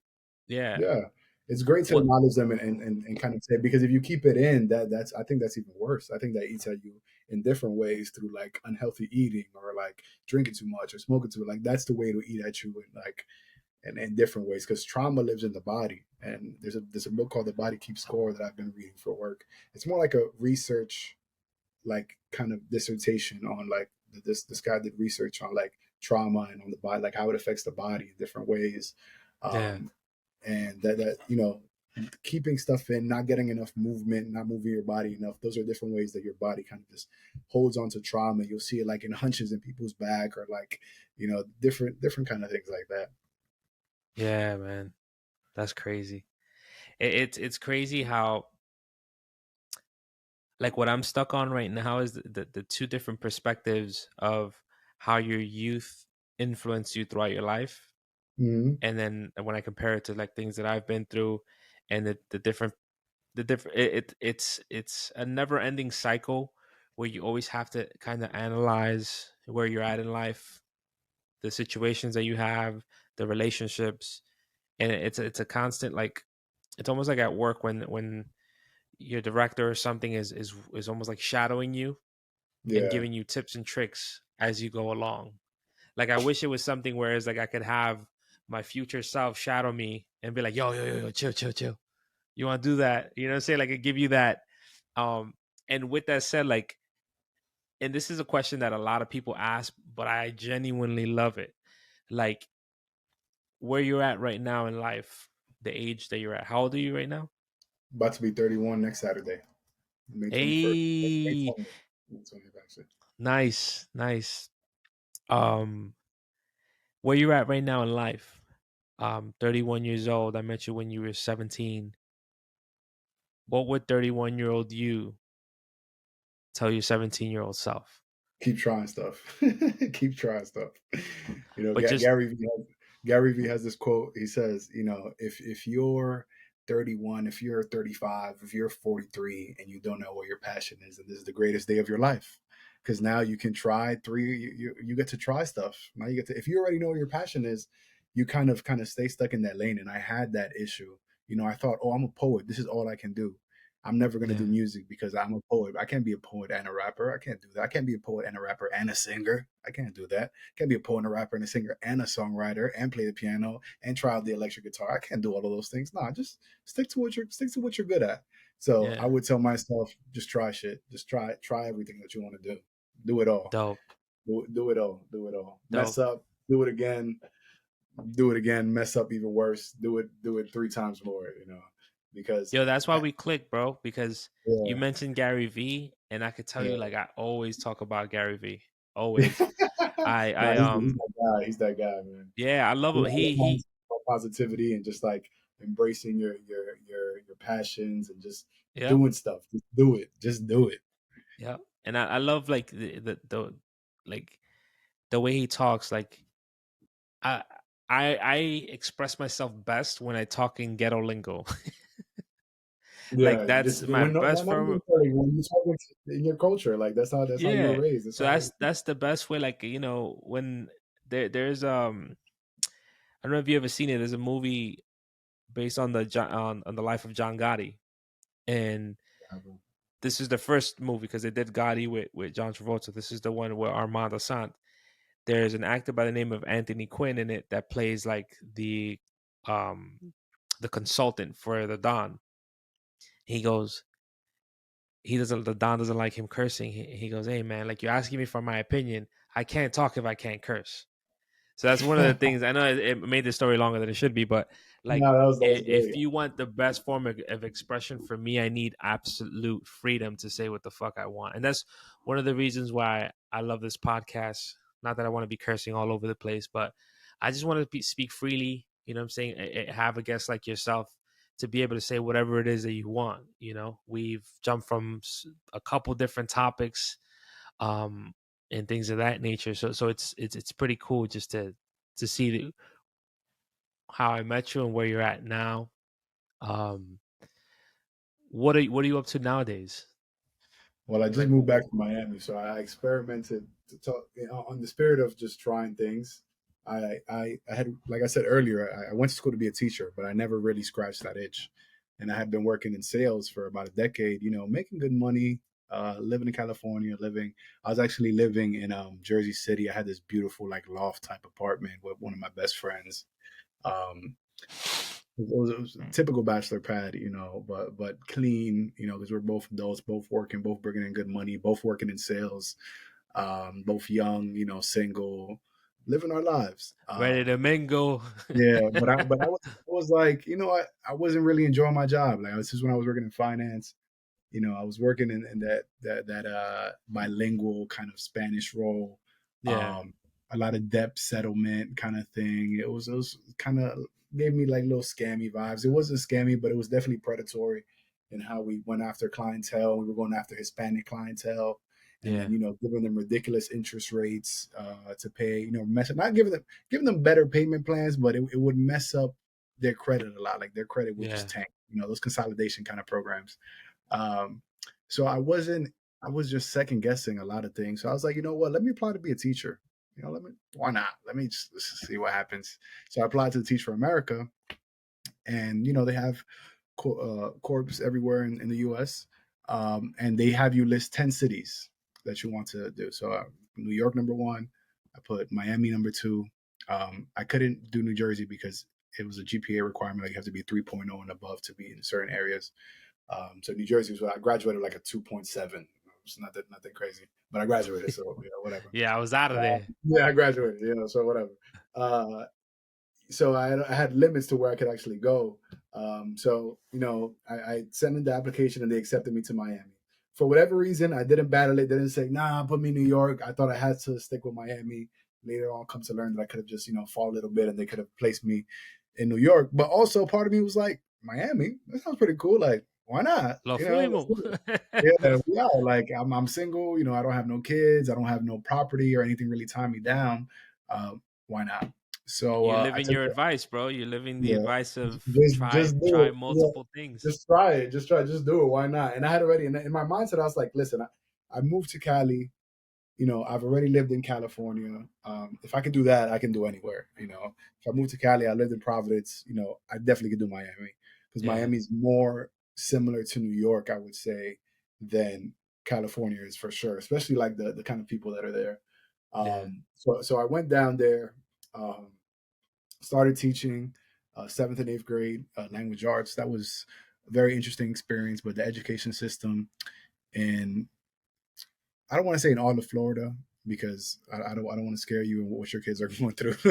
I'm sure they have great education where you're like in Central Florida. Hopefully, right? Like hopefully Yeah, they yeah. have Hopefully, some fingers crossed. Like hopefully they're going. But like Miami Dade County Yeah. is garbage. I'm sorry, but it's not. It's not it. It's not it. And I have teachers that are still in there now.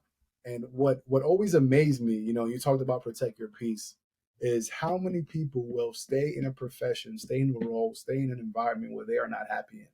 And I knew within months of being in that environment that it was not for me. I was like, oh hell no.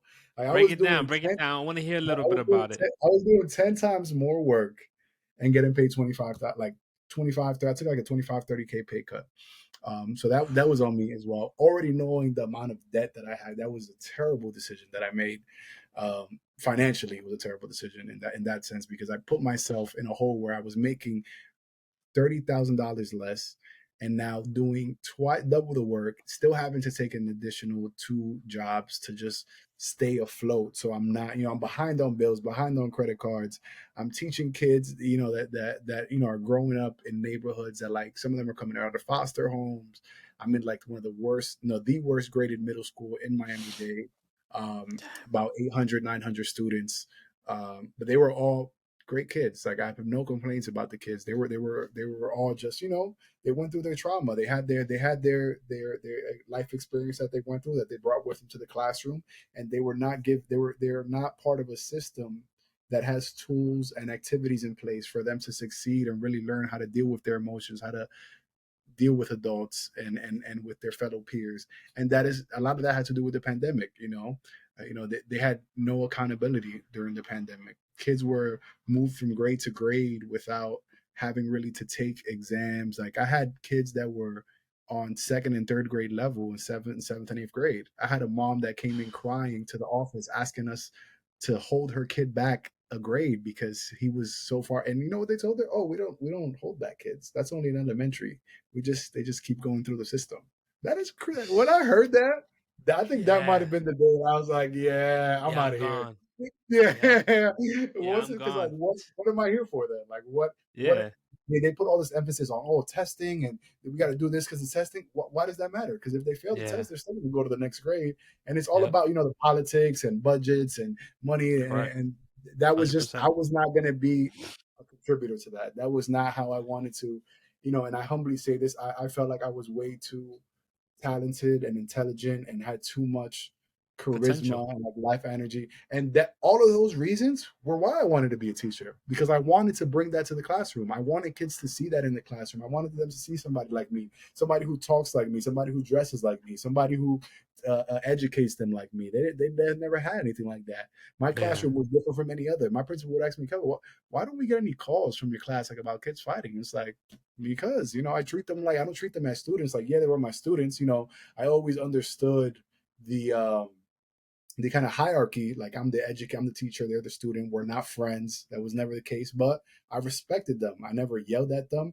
I eventually started yelling at them because as much as I tried the kindness aspect, they treat me like I was sweet. Like, oh, like I really Yeah. won't up on them. Like, yo, I'm not. It's not I'll because I square can't. up on Like, you. one of the kids told me like yo, Mr. Toronto, like yo, we gonna throw some hands. And I was like, all right, let's. I literally told him, I was like, okay, so let's say we do that, right? Let's say you win. Now what? You still fail in my class, and now you expelled. So what is that gonna accomplish? And he'd be like, okay, you're right, whatever, like, and that would be the kind of Yeah. conversations I would have, like, all right, or like two kids would be like talking smack to each other, be like, no, no, no, I was like, yo, can y'all shut up or just fight? Like, I'll give you 30 seconds, just go ahead, box it out real quick, and we go back to class. They Because didn't y'all want gonna it. no, because he was nah, y'all was talking crazy. Go ahead, like take 30 seconds, let it all out. Nah, because all right, cool, then shut up and let me teach the class. So you can't tell me to shut up. Oh, well, I told you to be quiet, you wouldn't listen. So it's that kind of thing. So it was also, I'm a very patient person. I give a lot of but it was trying to feed. It was like being a chef. I saw this meme, kind of talking about teaching. Like the teaching profession is like trying to sell a chef job to a chef, but like explaining it as if it was a teaching profession. So she's like, you got to get all your own ingredients. You have to feed people who aren't hungry. You got to tell people who have never been in the kitchen. They're going to tell you how to do your job and how to cook the food, but they've never been in the kitchen Shit. before. That's basically what teaching is. It's like, yeah, I don't understand why it doesn't sound appealing. So that was what teaching was for me, and like I just knew. I was like, ain't no way I'm staying here, because I very Yeah. much protect, like you said, protect my peace. And I will say a big part of it too of me kind of, I have the person I'm dating now. She's a teacher as well. She's been a teacher for 10 years.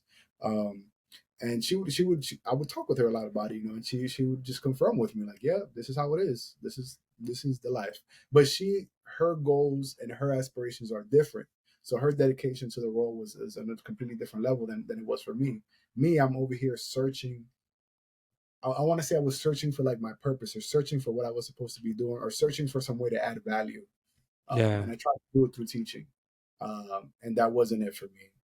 And and what kind of solidified it for me, I saw her 10 years in, and her day to day was very similar to mine. The only difference was she had more experience on how to deal with it, but the experience was still very much the same. She was kind of immune to it now, to the Yeah. BS, but she still had the same complaints, still was very tired, still to this day. I say, hey, my love, how you doing? I'm tired. Hey, my love, how you doing today? I'm tired, exhausted. And that's not just with teaching, that's a lot of professions. But like, I just saw, if that's what my life is in 10 years, I don't want that. I Yeah, don't want man. to be tired. I don't want to be coming home to eating pasta every day because I don't have the time to cook anything else. And then while I'm eating this pasta, grading papers, and then taking like 3 hour naps when I come home to wake up, and then like wipe the eye boogers out, grade some papers, go to sleep, get to the school at 7 a.m. so I can lesson plan and grade some more to then Yeah, leave no school wonder at no wonder teachers 5. are Yo, exhausted, that's bro. it's crazy. Like, listen, you pay me $100,000 a year, I'll do all of that. We could But for talk. like, but 47K, like 46, 47K, nah, I ain't doing that for that. Sorry, Yeah, now yeah. me. Yeah, I down love here that. is You say down here what? no, I glitch real quick. Down here it seems like it's rough, man. Like I see the teachers, and like there was one day I was walking. I love picking up, like dropping my kids off and picking Yeah, them up from school. That is like, yeah, dog, I hate waking up in them. I'm a morning person that doesn't like waking up, if that makes sense. yeah. Like the waking up portion of the alarm clock and all that, I Same. don't like it. I'm the Once same. I'm But up, once I'm up, yeah, the music goes on, and I'm talking about like cranked up. yeah, Um, but I love it. Like this morning, I woke up. I was like, my wife was gonna drive my kids to school, and she's like, "Hey, babe." I'm like, "Where they at?" And she's like, "Oh, they're boom, boom, boom." I'm like, "All right, I'm gonna drive them." She's like, "Okay." It's a joy to drive my Yeah, kids to it's a school, man. privilege. It's a privilege that a Yeah, lot of it's people don't that's what it is. It's a privilege, and I was so I was picking them up, and this teacher comes out, bro, frustrated, screaming, screaming like raising your voice so that they know that like, yo, like don't fuck around, like let's maintain the respect and things like that. This lady was beyond that. Like I could tell like by her face. If she could have. Yeah, say like I told you to fucking, she would have done it if nobody was around. And I'm like, damn, kid, like this is the type of frustration teachers are going through. Like oh, I remember fourth grade, there was a teacher that I got her so I wasn't a walk in the park, bro. Like I was horrible as a student. Um, but I remember my teacher used to pull out her hair in class. She used to scream and stomp on the floor. Ah, and then start jumping, bro, like stomping a grown woman. Like she had white hair already. And she would stomp on the floor. I had a teacher one time grab me by the neck and like slam me against the wall. So it's like I can level with you, bro. yeah. Like, and It's I not. was It's not. probably one of those kids that were like, I had a teacher threaten me one time too. She was like, "I'll bust your ass," and she was a lady that took Yeah. karate and all this stuff. So No, the women. I'm not gonna lie. All the women teachers at the school, I respect all of them because they did not take anything from nobody. Like they would, and mind you, this is a whole bunch of teenagers, 12, 13 year olds, 14 year olds, but they would talk to you like they were ready to knock you out, and they'd be like, "I wish you would. I would, yeah, please." They were like, "I get one hit back. The law says if you touch me, I get one. So don't even touch me while I'm word. I didn't asleep." even know that. Yeah, yeah. If they're so you get like one like real like a Just to get self them defense. off. Yeah, just a self defense. Like, oh no, they got too close. You see them winding that shit up. They're like, Yeah, ooh, like don't give me that one. Don't give me that one. That's all I would say. So that's that was a crazy. cool experience. It was. I found a lot of community there. In that time in Miami, though, I will say I met a very dope creative community. Met a few poets, did a couple different shows, got to be part not be part of, but just walk around Wynwood through like Art Basel and things like that. So that was a dope experience as well. My roommate, he was again a fraternity brother of mine. He had moved down prior to the pandemic to open up a jujitsu gym down there. His family, again, to go back to family support and parental support, his mom and dad moved down there with him to Florida, to kind of like support him in that endeavor. So they were living together. And then when I moved down there, me and him had been boys. So I hit him up like, yo, listen, I'm moving down to Miami. If you want to get a spot together, like, I don't know what your living situation is. He was like, that's perfect. So he has 10th Planet Jiu-Jitsu, Pembroke Pines. Great gym. He's a great guy, Dope. fellow Dominican. Um, and he moved down. He opened that business down there, and it was tough because it was 2019, and then going into the pandemic, and then all of that. So he was facing a lot of adversity, and now he's at over 100 students, thriving, and I love to see it. So that was a great experience, living with him. And I always feel bad because I left. Our lease was from June to June, and I left in January. I left the end of January, Oh, and I remember 6 months having that early. conversation with him, like, "Yo, man, like." I think I'm gonna head out. Like I don't think it's it. But I told him I was like, yo, because I have love and I have a lot of respect for him. People call me crazy for it, but I was like, listen, we made an agreement. And I'm gonna hold up my end of the bargain. I'm gonna pay my rent. Doesn't matter if I'm not here. I'm gonna pay my rent, and that's what I did. And I didn't. People said, oh, why didn't you sublet? Why didn't you do this? And it's because I didn't want to put him in an uncomfortable position because of my decision. I Yeah. already knew that was a bullet I was gonna bite moving back. That was something that I already made peace with. Everybody called me crazy. Oh, you crazy? You paying 1,000? You don't even live. Listen, I know. But it's Yeah, my but that's thousand being dollars. honorable, bro. Yeah, it's a, yeah, That's being it's just an honorable thing to do. yeah. I paid my even I'm paying my half of the electric, paying my half of the lot. The internet. I'm not using the internet. I'm not, but it's like, hey, that's an agreement me and him made, and I'm not gonna go back on Yeah, that yeah. because I changed my mind. That's You not gotta what I want to respect do. that. But in saying that, I was blessed with one of my other good friends, who's also a fraternity brother of ours. He was gonna move down to Miami, and I told him, yo, I got a room.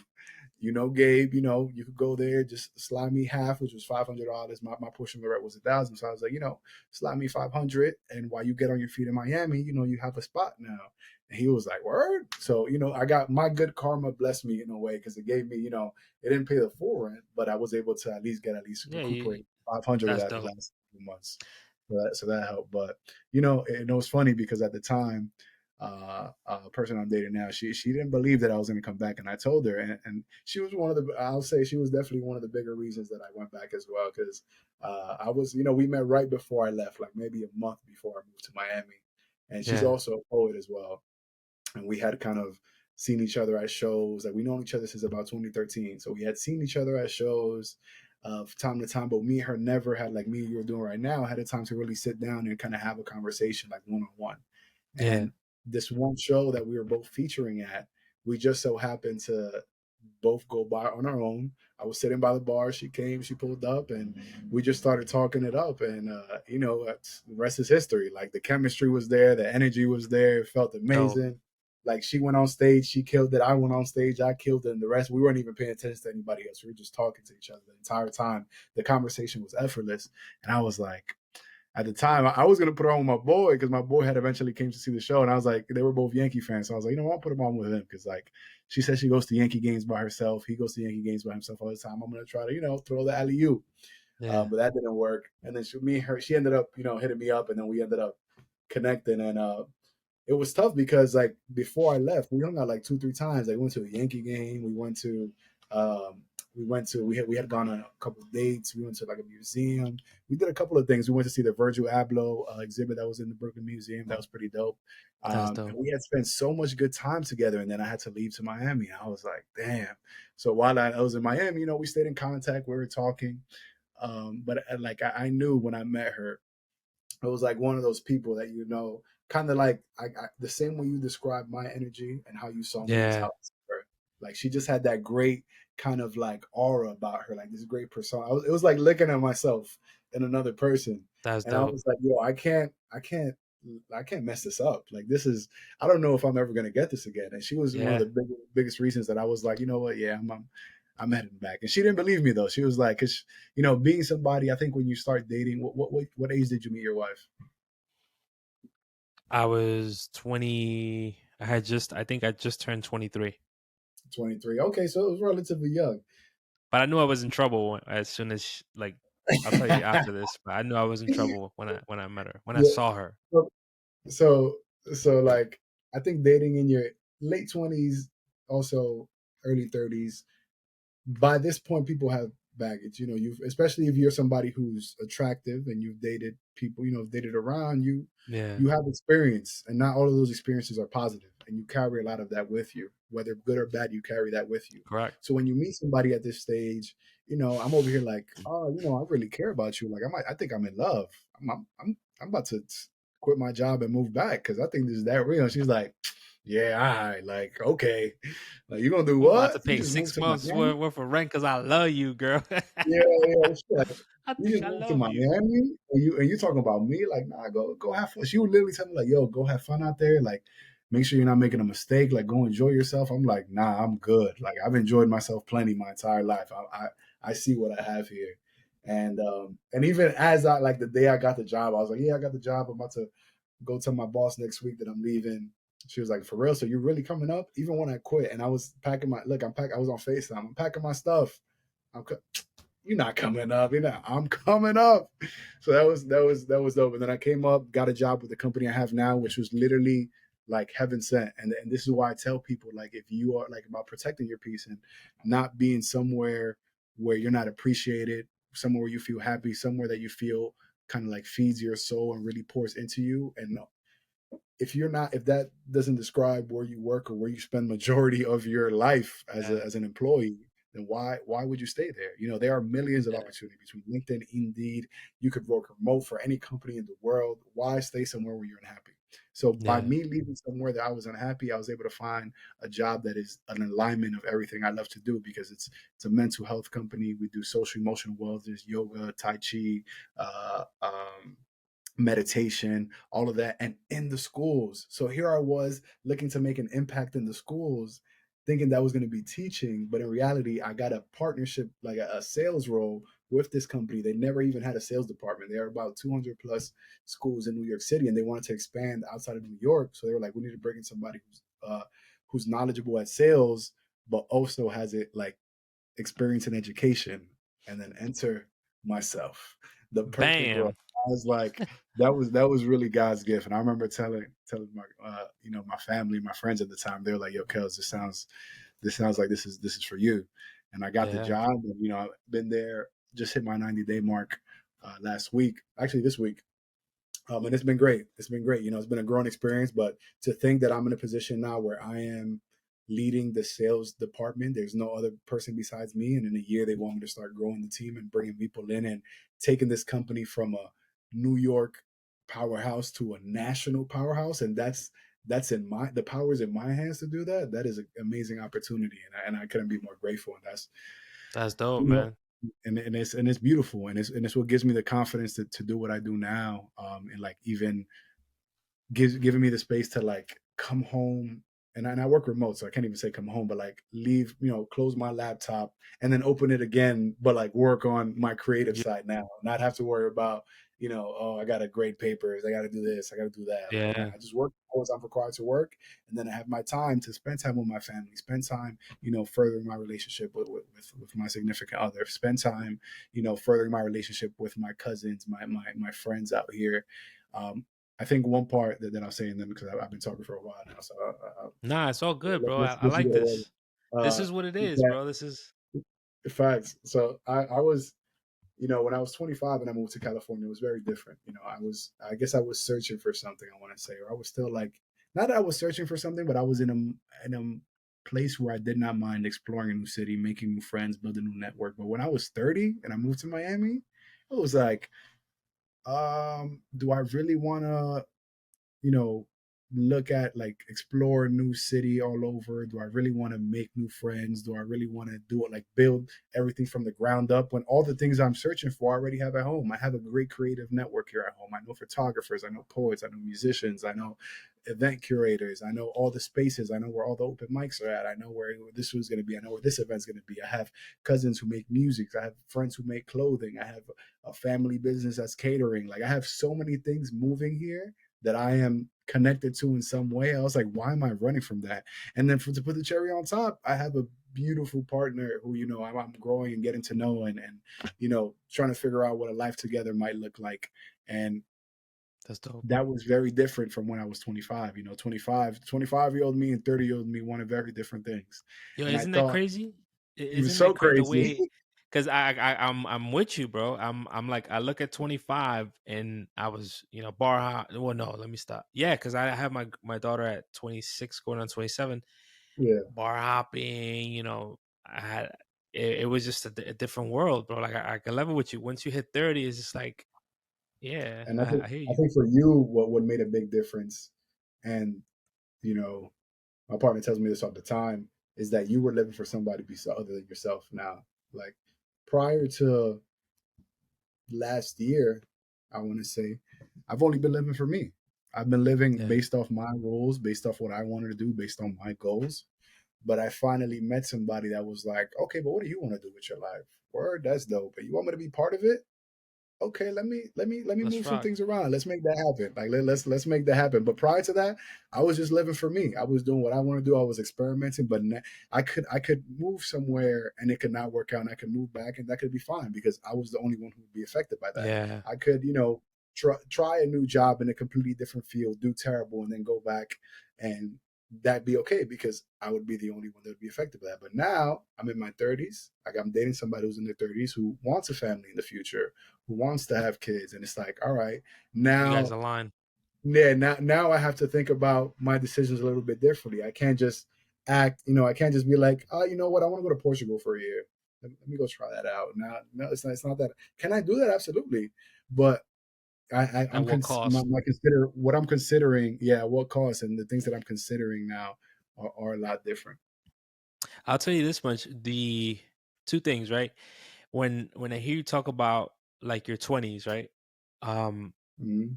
and I think this, it's the fact that you brought up the meme about the chef. But like, Yeah. there's chefs that travel the world, right, before they decide to open up another restaurant or whatever it is, trying out different spices, different foods, different flavors, and you know, like discovering or developing their palate for different tastes, right? And you can kind of compare that to yourself, where it's like, not saying that you were swimming in different things, but you tried out different things, and you tasted different food, you smelled different things, you dealt with different people, and it's like everything came full circle where you're like, all right, I've explored. It doesn't mean you're done exploring, but now there's a different chapter to your what you're exploring into. And Yeah, like I, you're what I could tell you is like, and I could never say it in English. It comes out better in Spanish. Like moving to Florida me maduró, yeah, right?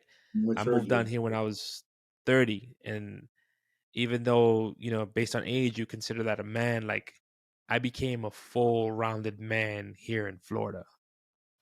Like New York, I always felt like a kid. I have my mom's there, this things like that. And I think for some people, like you kind of have to break out of that shell and explore. And like what Gary Vee says, like you can tell when people haven't been punched in the mouth by life.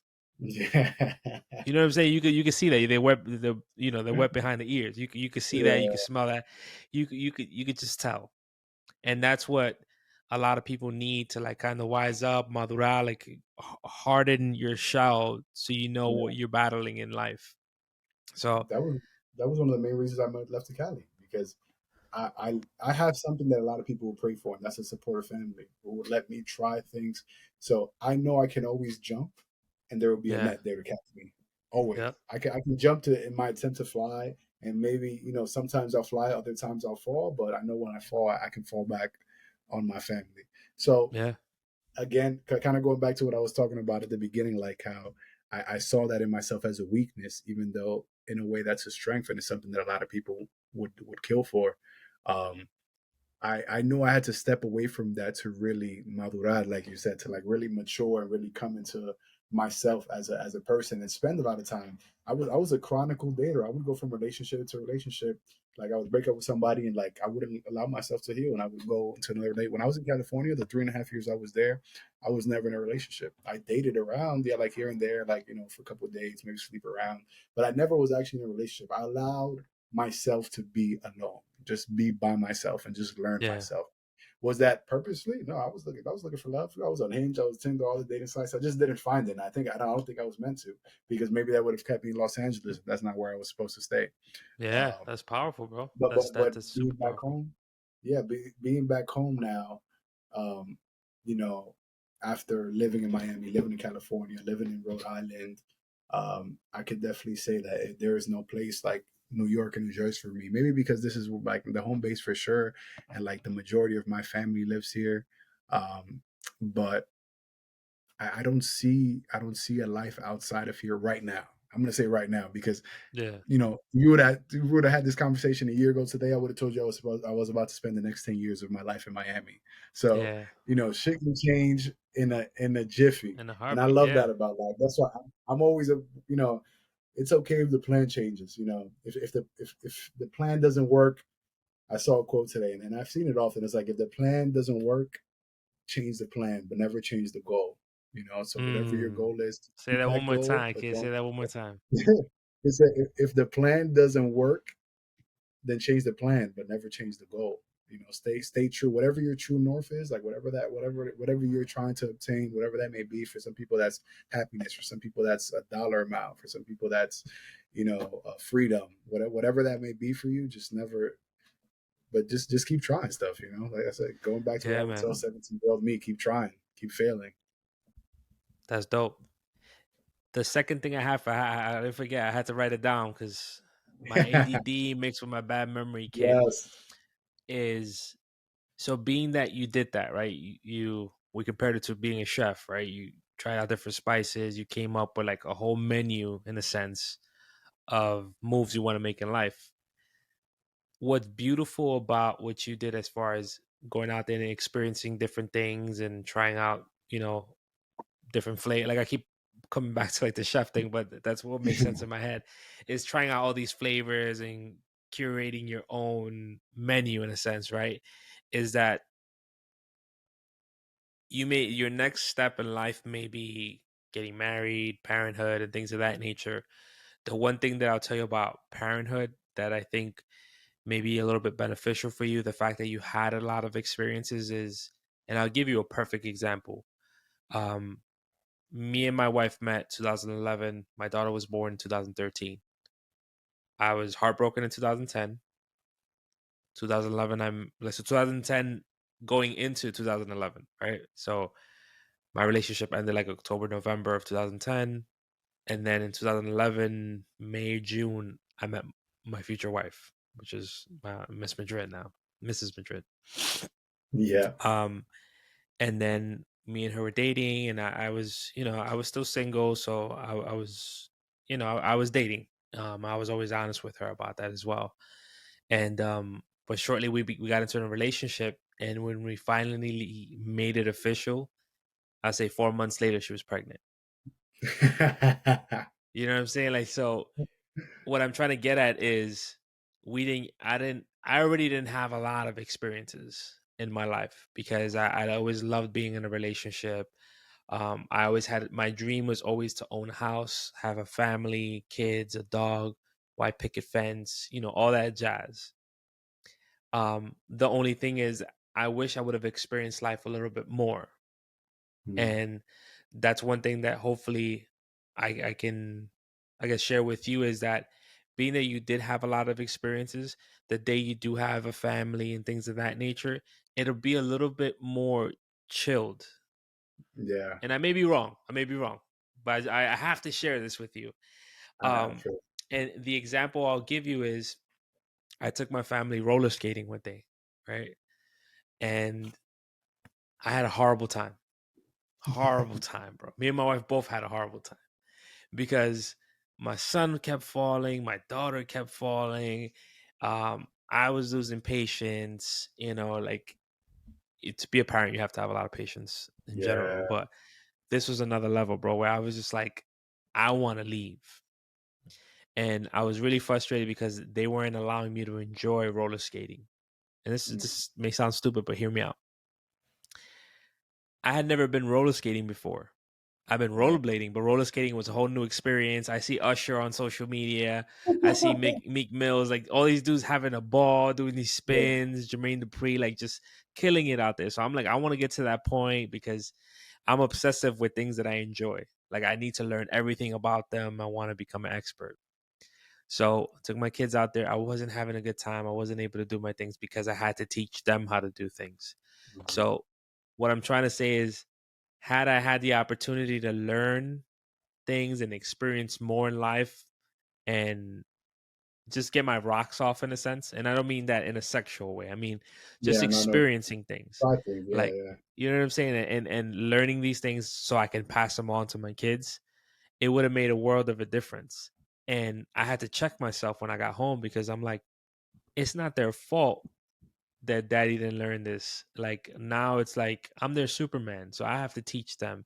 So I had to like recognize the fact that I didn't have that time to learn things on my own. And now it's almost like I'm learning it with my child. With them, and that's an even better experience, I would say. It Like is.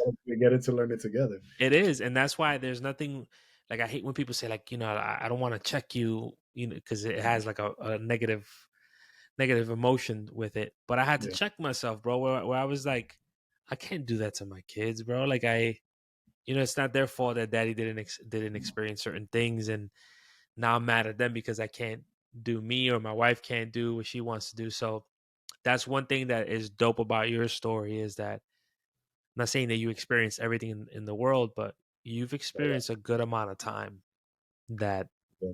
like And I I think didn't get to do that, and it's pretty yeah, dope that you have. yeah, I think what you're talking about when you say checking yourself, that's just called the check-in. That's called accountability. That's called Yeah. self-management.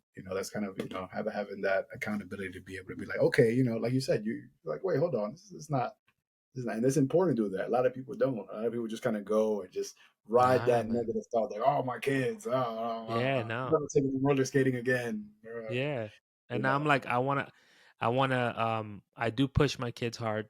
Like, when I was teaching them how to ride bike, and there's such a story behind that. It gets almost poetic because it's like when you see your child getting on the bike and they fall, they're getting frustrated, and you just see the process, and all of a sudden you're like, holy shit, they pedaled a couple times, and oh shit, they're going, they're not stopping it. Oh, they fell.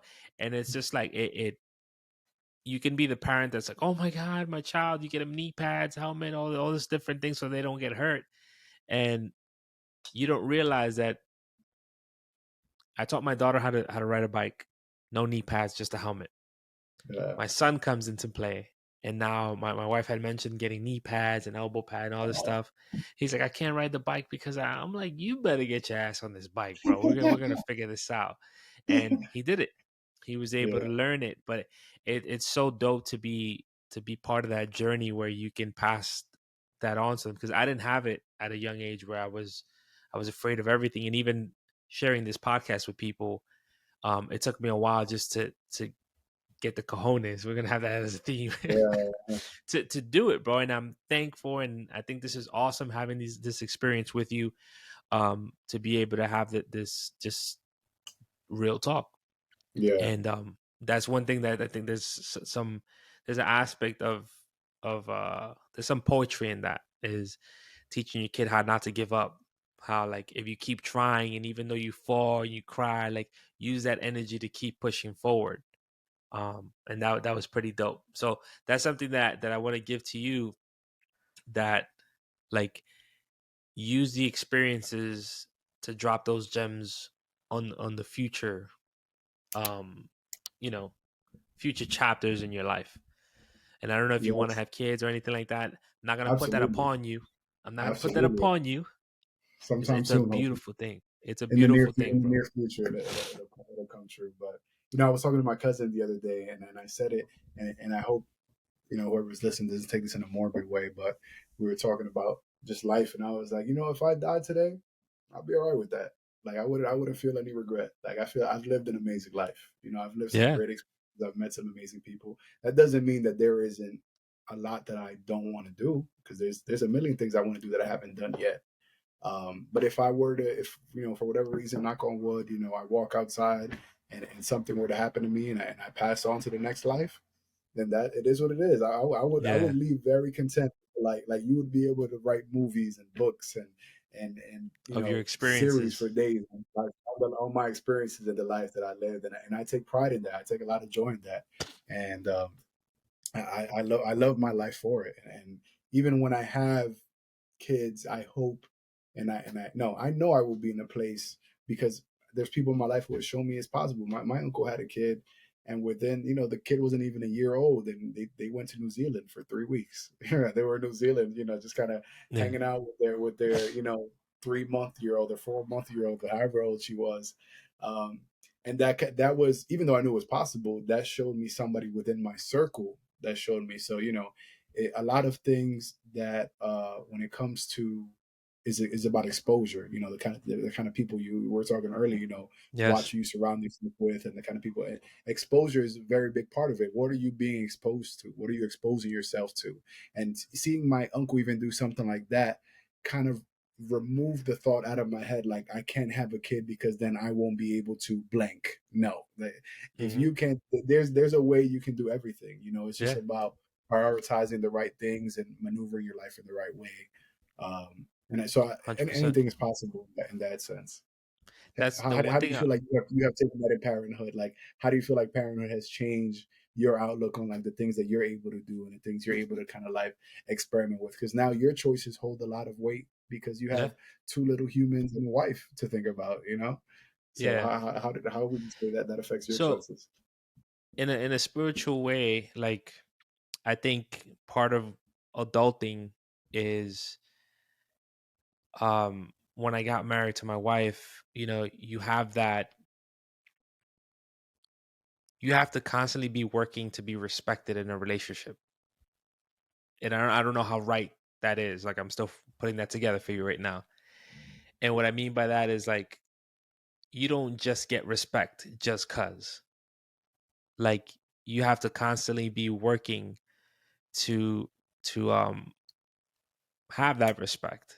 And what I mean by that is, like, I told something told my wife yesterday. We're and we could talk offline about what the plan is, but we're trying to do something right now that involves a large amount of money, right? And I'm like, either it's almost like I'm gonna compare it to like I'm gonna just say it. We want to get a pool in the backyard, right? And it's a large investment. And we went and they gave us a presentation. The pool is bananas, bro. Bananas. I mean, I already thought that I would never be able to be a homeowner, and God has blessed me with that. And now we're thinking about getting a pool in the backyard, and that's a huge investment. So we're like talking about it, and I'm like, "Yo, that'd be so dope. We could, we could have parties with just us four because we never have people over. Like nobody comes Yeah. to my house. It's just us four, but it's just dope. And now I'm rambling, but there's a method to my madness. I watch a lot of Dame Dash videos. I'm a big fan of his talks and how Birds, yeah. he describes this. And he's like, a lot of people, they're constantly out and about. They're constantly trying to go here, trying to go there because they're not half happy in their life, in their real life. He's like, if you're not happy, then create the life that you want to be happy in. And he's like, you're trying to go out club, you're trying to drink, you're trying to like, why can't you do that in the comfort of your home? You know what I'm saying? Like, and that's always been my thing. Like, I want to do everything from home. I want to create that. Like, I'm fine with being home. I love being home. My Yeah. kids are here. Like, I'm chilling. My dogs. I go to the backyard. I'm chilling. So that's kind of the whole thing. So back to what you're saying as being like the whole thing about being a parent, as we're trying to make this decision on whether or not we're going to go ahead and make this. I don't consider it that much of an investment unless we're going to sell the house. But Yeah. my wife is like, why do you look like you're worried, like you're stressed? And I'm like, because it's my job to steer the ship in the right direction. Yeah. So my whole story, the whole thing that I was telling you was leading up to that point. And it's not only as a parent, but as a husband, As a husband, um, as a family that as weight well. is on my shoulders where I need to make sure that me and my wife make decisions as a unit together. I'm not the macho man, none of that stuff. But spiritually, the man is who leads the ship, and we come to that decision together. But you know what I'm saying? Like, there's something powerful about that, right? Like, and that's where I was telling her, like, I need to make sure that I set us up for success. And I'm telling her, like, and this is for listeners, viewers, whoever listens to this is like, yeah, you can have all these things, you can have a dope pool, you can have all that, but how are you setting yourself up for the future? And other guests that I'm going to have on the podcast are going to be in real estate, they're going to be investors and things of that nature. And those are one of the things that I strive to do is I want to own multiple properties. I want to have that residual income. I don't want to flip homes. I just want to own a lot of houses to the point that Hmm. I want to get to the point where I can retire. And what I mean by that is I don't have to work. I'll still For work somebody because else. yeah, like I love Yeah. working. I love being busy. I love being creative. But Yeah. I don't have to. You know what I mean? Yeah. And all of that is because of my kids. Because I want to be more present. I'm not happy in my job right now. And as you mentioned before, like if you're not happy with what you're doing, make the change, keep the goal the same. So the goal is still the financial freedom that you hear all the time. Um, but I have to make these sacrifices where now I have to go into an office and work from the office because I have a vision in my head of what I need to do. Do I have it all mapped out? I don't. But just that intuition that we talked about and with the way life is pushing me, I'm rolling with the punches. So they've helped me mature a lot. Uh they're constantly challenging me to be a better person. Um and I see like, that there's an interview with Michael Keaton, the guy that originally played Batman, that he said that he chose not to be as active in the entertainment industry because he didn't want to miss out on time with his kids, That's and real. he's like, I will never regret missing a role in a specific movie because I know where I was at and I know what I was doing. He's like, you'll never regret spending time with your kids, but you will regret not spending time with them. And I Listen. could tell you that 100% because sometimes vacations will go by where like they're off from school, whatever, and they're going back to school, and I'm like, fuck, man, I didn't make enough time. I didn't play with them. I didn't, you know what I'm saying? So it's tough being a parent because I'm constantly judging myself and stuff like that, and criticizing the parent that I am. But I think if you're not, and you think you're doing a great job, I think you should kind of question that a little You're bit. not improving. You're not Yeah, improving. That's how we are as creatives and just people in general. We're always going to be our worst critic. You know, we're always going to yeah, push ourselves to improve. As humans, we were put here to adapt. That's how we got to the point. That's why we're always evolving. We're always adapting. So we're yeah. always searching for ways to improve. And J. Cole said in the interview, he was like, "I kind of envy people who are like Oh, happy." yo, bro, Yeah, that line right bro. there, he was like, "Yo, like I somebody was who's just gonna making say like that. 45, 50K and just like, takes his vacation when he can and saves up his money and just like he's like, I envy people who don't have ambition to be better, who just like wanna and it's like sometimes I do too, but I also love the way I am too. Like Yeah, I don't envy them, but I am happy for them. Like I see where they're at. Like I have friends in my life who like, they have they're married already, they have their home, and that's what they wanted for them and they're happy and that's great. And that's what I want for me too. But I just, have different paths and different ways to go about we it. got shit to do. Yeah, yeah, yeah, That's what it really exactly. is. Like, and 100%, bro. Like, I was just gonna say that. I was gonna say that reference of what J. Cole said, and I feel exactly like you. I don't envy them. What I could say I envy is the feeling that they have that they don't have to do more. Yeah, Because I know, like there's so much more that we have to get done. And it'll probably never be done because nope. it's always gonna evolve. It's like you put out a book and I see that now. I don't know if you did that with the first book where you're reading, like I don't know what it's called, where it's audible, Yeah, right? yeah, yeah, Where you're doing that, and it's like that's another step. Then the next one might be you on video doing some shit. You know what I'm saying? Like, yeah. or whatever it is. It's like we're constantly looking for ways to improve, and as creatives, that's the gift and the curse that we deal with, where it's like it's never ending.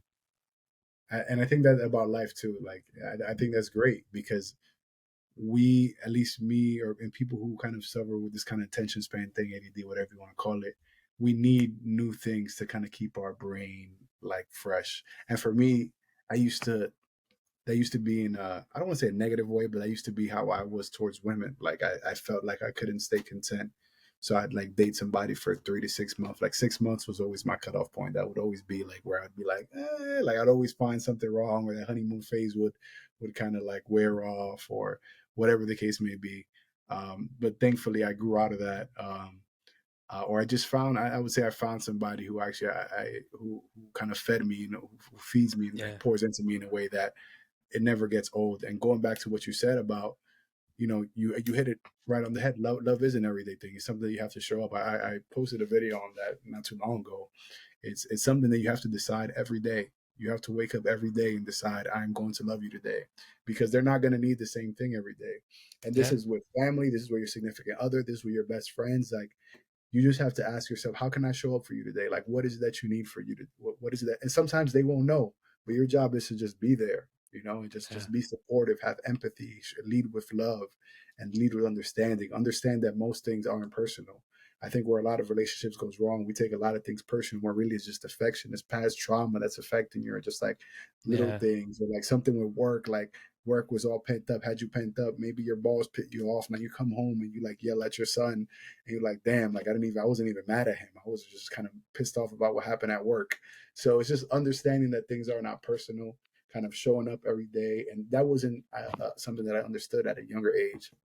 25, 24, 23. Like I thought I could go into relationships, number one, and it's like, all right, you told me you love me, like we're good now, like we're gonna be in love forever. Like, all right, we're good. I don't have to really yeah, put in more work. I don't have to change how I do things, because we love each other how we are now. So why do I have to change? Why do I have to compromise? Because you loved me when you met me like this. So why do you want me to change now? But that's not what it's about. yeah, Just I just love how life taught me that, and I needed to bust my ass and like go through those. I will never say that I failed, or that I was wrong for going through those relationships and then not working out, or me jumping from job to job because my resume could be longer than a CVS receipt sometimes. Like that's okay. That's Yo, those okay. CVS receipts, dog. God damn, how many Yeah. coupons for shit you don't even buy? Yeah, so many things. Like that's how my resume looks. 'Cause I've been through a lot of jobs, but that's because I'm protect my peace. If I'm not, a lot of that is avoidance too, like not really facing things head on, but knowing also like where I am and where I don't want to be. And I would Yeah, run from discomfort a lot and run from the possibility of failure, especially being in sales and those a lot of environments that I'm sure you already know where it's like very like pressure, not a lot of empathy. You got to hit your numbers or you're not of value. And I understand because hey, listen, you pay me a salary to do a job, and if I'm not doing that job, you have your right yeah, to say and dude. Right now, the circumstance that I'm in right now, the best way I could tell you is there. It has no soul. mhm, Um, and I appreciate the fact that I could say that freely, even if yeah. somebody within the organization sees it, because I'm gone. Like I'm I already have something lined up June 5th, so 2 words, I'm gone. gone. um, That's what's up. but yeah, man, like there's no soul, there's no heartbeat, there's none of that stuff, and you're like, waking up at 4 in the morning, concerned, like that's not me, bro. I can't do that, and as soon as you see that it starts affecting your family and so on, that's when you gotta pull the plug.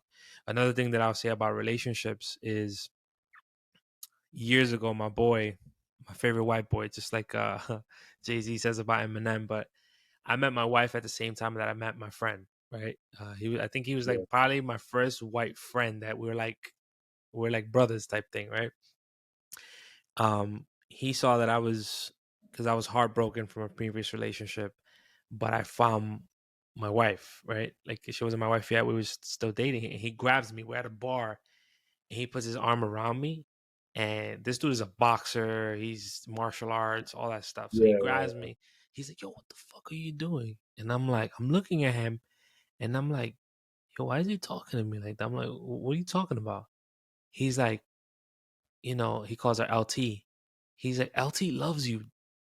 Like, what the fuck are you waiting for to make her your girl? Like, you're gonna lose her for being a dipshit." Yo, that shit was like, if he punched me in the face, hit me with a chancleta in the head, like the whole shebang, bro.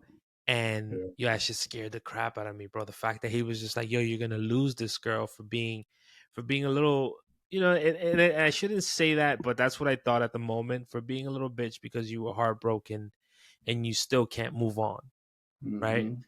And I was like, yo, I couldn't, he said that shit, and like within a couple of weeks, I feel like Trump right now. Within a couple of weeks, she was my girl. Like I asked her on July 4th, do you want to be my girl? And we're gonna have 12 years together, July 4th.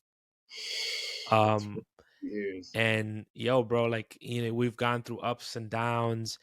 And one thing that when you hear older people getting interviewed and like, how do you guys make it to 65 years and this, that, and the next, is like, don't let little arguments boil over to the point that you want to leave the relationship or you want to quit on the relationship. Like, and these are things that I've learned recently, like, and everybody goes through those moments where you're like, is this really it?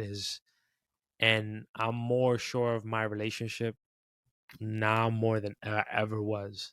And the one thing I'll say is, that's why I said it's a and somebody told me, don't use that analogy of fighting, but that's how I genuinely feel inside my heart. Like, I have to fight for you to, like, not to love me, but we have to fight for this relationship. Like, there's so many things in the world that are going against you, that you have to show up and prove that you're worthy. And that's one of the things that I always talk to God about, that I'm like, I always want to prove my worth for the blessings that I have and the blessings that I'm asking for.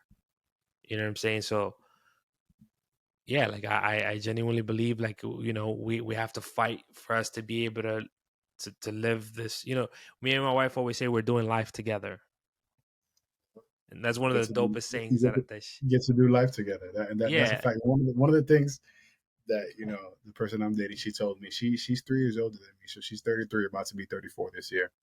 yeah, So she's obviously in a place, different place than I am in my life. Like she has her own apartment that she pays mortgage on, has her own car.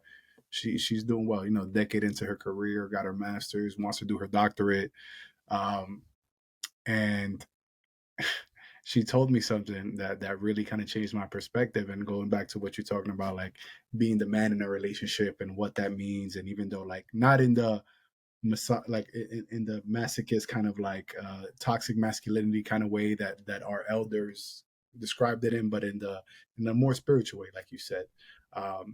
She told me, listen, because as an overthinker myself, kind of like, oh, does she really want to be with me? She wants these kind of things in her life right now. I'm at a place where maybe I can't provide all of that. So a lot of second guessing. And she told me, Kelvin, I don't know what else I need to do to show you that like I've put my faith in you. She's like, I'm the one who's scared because you have all the power right now. Like I'm moving based off the moves that you make. Hmm. Like I am going according to what you're doing. Like I'm trusting that you're saying that this is the person that you are, and this is the person that you're going to be, and that you're able to, and that we are able to, eventually bring our lives together. But she's in a place where she's looking for a leader of the family. Like she's looking for a husband, she's looking for a father of her kids, she's looking for somebody she can do life with. She's not just looking for a boyfriend or a little spring or summer fling. So this decision is more important to her than a lot of decisions she's ever made in her life. And in a way, it's in my hands now. She's like, I am following you. You are lead. And when she told me that, I have always been somebody who I've shied away from leadership because I don't like being responsible for anybody else. I want to be Hmm. responsible for me and me alone. That's the Yeah, only responsibility I want. So even that's real, so bro. That's real.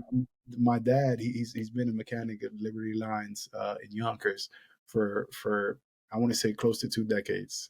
That probably more than that. And he stayed in his role. He's gotten raises and stuff like that, but he's never gotten a promotion. And he said, I've never wanted to change my role because any role above me, I have to be responsible for other people. And that is not what I want. And I think I get that from him.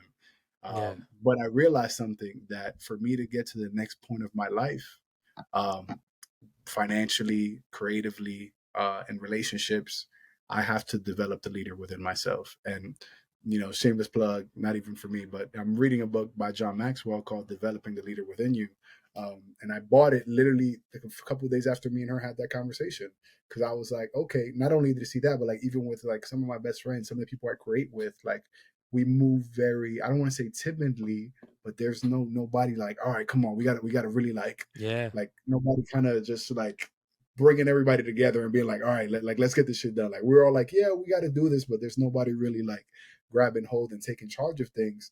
And I see what we could be if we had that. And I realize that I'm the person that needs to do yeah. that. So, and that is a scary responsibility. One of my mentors, and shout out to him.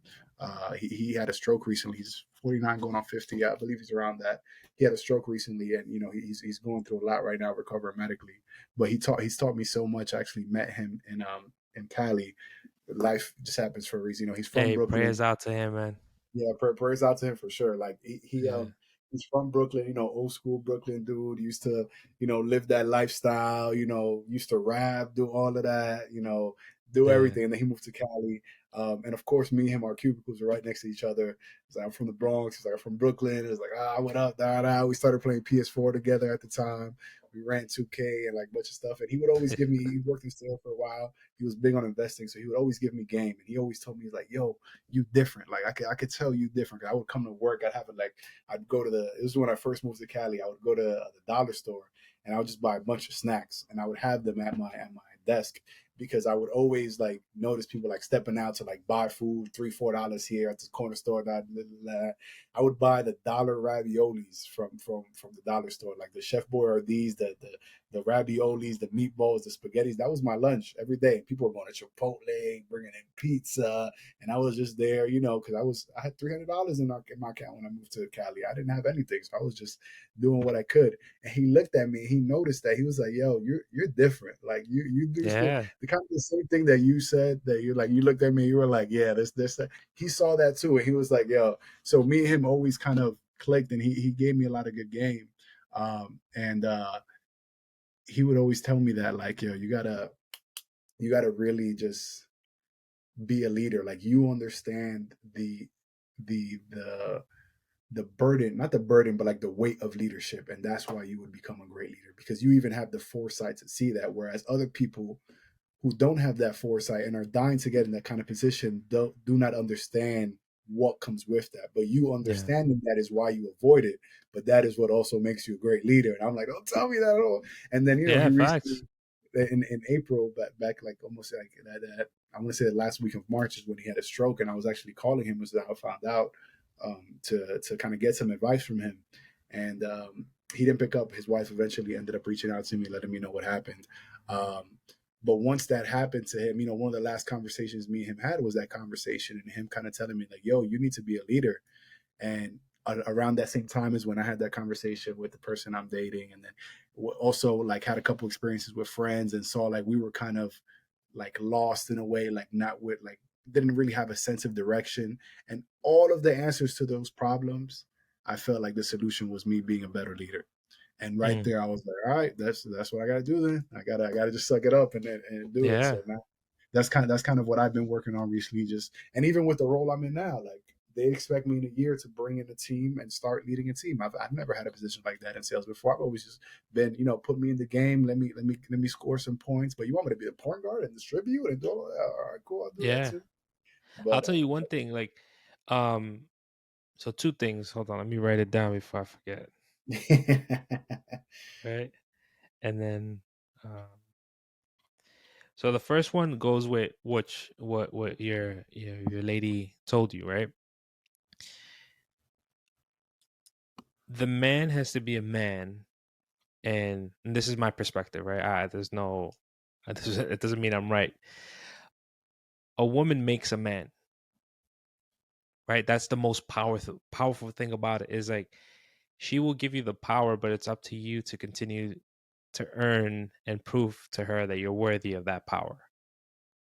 And that's why in relationships where like the, I guess the term is when a woman castrates a man can't be a man. Like if you're not giving me my position as a man, and you see this in old school relationships and things of that nature, where if a woman doesn't give a man a role to be the man, then it's just not going to work. mm, And even women that are leaders, right? Like when you say, "Oh, she wears the pants," there's if you really look at it, bro, and to the listeners, you're more than more than open to disagree with me, but there's always going to be a portion of that woman, even if she's the man of the house. You know what I'm saying? We've seen that yeah, before, where she's looking for the man to lead or looking for those qualities, right? And maybe I'm going off too far into that, but yeah, well, that's one thing that I would say that I respect about my wife is that she's always given me the respect as the man, and I've always given her respect as the woman. And just to be clear, I'm not saying the man as el macho, the one that says is it say all be all. No, I'm saying just in general to let me just be a man, and let her be a woman and give her her rightful position, and she gives me my rightful position, and that's how we're able to mesh well and make decisions as a unit and do stuff like that. The second thing I was going to say is, and I'm going to have to edit this afterwards, is God. Okay. So what I was going to say is, and I think you probably know, you hear me? yeah, yeah, Okay. Sorry. And it has to do with,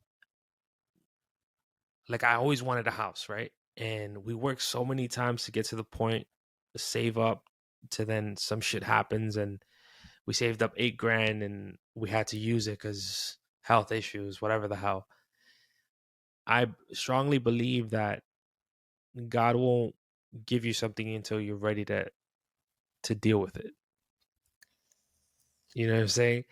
that And makes in your case, the fact that you're realizing, like, damn, dog, I'm the leader. Like I was probably given the baton. Somebody was trying to give me the baton, and I was looking at him like, yeah, like I don't know, bro. And now you're realizing that you're ready to step into that role, and even if you don't, I'm not saying that you're not or that you don't feel like it, but you're seeing it, and you're like, I, I'm I'm gonna step into that because I see that it's needed, and I have all the qualities, and people are telling me like, you're that dude. You know what I'm saying? And like I could have seen not that I could have told you that. I don't think anybody could have told you that. Like somebody could have told you that 12 years, 10 years ago, and maybe you wouldn't have understood it, or maybe you would have understood it, but you wouldn't have wanted it. Yeah. Um, but I saw that years ago because of your circle. Like you see that instantly, right? Like Mhm. you know who the star of a group of friends in is like Yeah. this. Like the whole thing was going on. The leader in the friend group is like when I get with a guy and he's not the leader of his friend group. You see that was going on. It was a whole like meme for like a couple months Yeah, online. yeah, man. Like, and that's thing I'll say, like, and the same thing for me and my group of friends. It was always like, "Yo, Madrid, what are we gonna do?" Well, and then not in those exact words, but it was always like, I was the first one to get a cell phone. I was the first one to have a kid, and like my friends followed with that, and so on.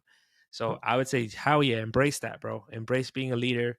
You're not always gonna make the right decisions, but nobody does. Nobody does You that. you I'm you okay learn with it, from it. I think I'm the most willing in the sense of like I'm okay with making mistakes. Like I think out of everybody, out of all my friends, my family, my cousins, my I'm the most like I will fail and be like, damn, that sucks. But hey, well, let's do it again. Like, Yeah, and I think that's what also makes me a good. Like, I'm okay with messing up. I yeah. encourage it. One of my favorite books, Failing Forward by John Maxwell. Another one he has is called Sometimes You Win, Sometimes You Learn. Those two books taught me a lot about failing and about kind of not getting things right, but taking the lesson out of that and like using it to be a better yourself moving forward. Two things you said that I wanted to talk about real quick. So, number one, um, why a woman wants a man to be a leader. Life is hard. Life is hard for a woman. Women are born with pain already built into them Hmm. between menstrual cycles and childbirth and just the life of being a woman and how you're kind of tried to make small, even especially as a Latina woman. You have to work twice as hard to have your voice heard, to be seen as somebody in your field that is of value and that adds value. So you have to make a lot of decisions and you have to lead a lot and do a lot. You're responsible for bringing life into this earth. So the least they can do is ask us to, take charge when it comes to certain decisions or certain Yeah, fight. That's the least they can ask of us. yeah. So, and that's what that was real. That was what my partner told me. She was like, "Listen, I have to do I have to I have to lead a group of kids. I have to, for my family, I have to do this. Like, I'm tired. I'm tired. I've had to lead my whole life. I've had to be a leader my whole life. I need to, I need, not that if she could, she'd live her whole life. She's shown that she's capable of doing it. She's done 33 years of it, but she doesn't want to anymore. Like, but And she just to give can. a shout out to women, Yeah. you guys are stronger than us. That's a Yeah. fact. Absolutely. You guys give Absolutely. birth. You know what I'm Yeah. saying? Like That's it. you got You you got guys are it. stronger than us. Yeah. I will You never guys argue got that point. it. That's And then, without a doubt. Like I saw my wife give birth twice. The first time, the level of respect was through the roof. I said it yeah, while she was laying in bed. I was like, "Yo, the level of I can't believe what you just." yeah, I'm like like that is, looking at. I'm like, I can't believe what you just pushed out. yeah, like you I'm like, just pushed out a life, like yeah, another I would have been human. like, yeah, I would have tapped out. Like if there's a way to tap out and just be like, yo, I'm out, I'm good, Yeah. That's and that's real. a hundred We percent, like, will never argue that. And then yeah, the other point I wanted to touch on that you said is about, God will never give you things until you're ready for it. I knew my partner since 2013, like I said, and we knew each other. We always kind of like saw each other around the creative streets. If you go to one open mic, you've been to them all, especially if you're somebody who's a frequent visitor of open mics. You usually see the same poets, same performers, yeah, message each other on Instagram here and there, but it never clicked. I think until we were both in a place where we were ready to meet each other, like ready, and that is saying that even though I met her when I was about to move, that's crazy. But I still met her in a mindset and in a place where like we talked about different because we have a lot of mutual friends through different avenues and things like that. It's like, oh wait, you were here at this event and during this time, and yo, that's crazy because I passed by. Yo, imagine if we would have met at that. And then it's always like, nah, yeah, you wouldn't have want to meet me at that time. Like I yeah, was not the person I am today, or like I didn't have like the kind of demeanor and the kind of the things you like this about me. Yeah, I didn't really have that at that time. So I think that's real. Like I don't want to say that right person, wrong time is a thing. I don't think that that's a thing. I think if you meet a person and it doesn't work out, it's because it wasn't meant to happen. Yeah. But when you meet somebody, there definitely is a time and a place to that. Um, that kind of that so some sort of alignment that comes with that. I'll tell Um, you with like my wife, I was working at a cell phone store and heartbroken. I was lost, kid. I was, when you saw me that first time, I didn't know what the fuck was going on. I was just trying to how pour old were my you heart out. in 2013? 2010? How old were you in 2010? 2010, 23, 23. 22, Okay. 23. Yeah, So I yeah, had yeah. just turned 23. So I was extremely lost. Yeah. Um Figuring out life. I was just going into a full-time job.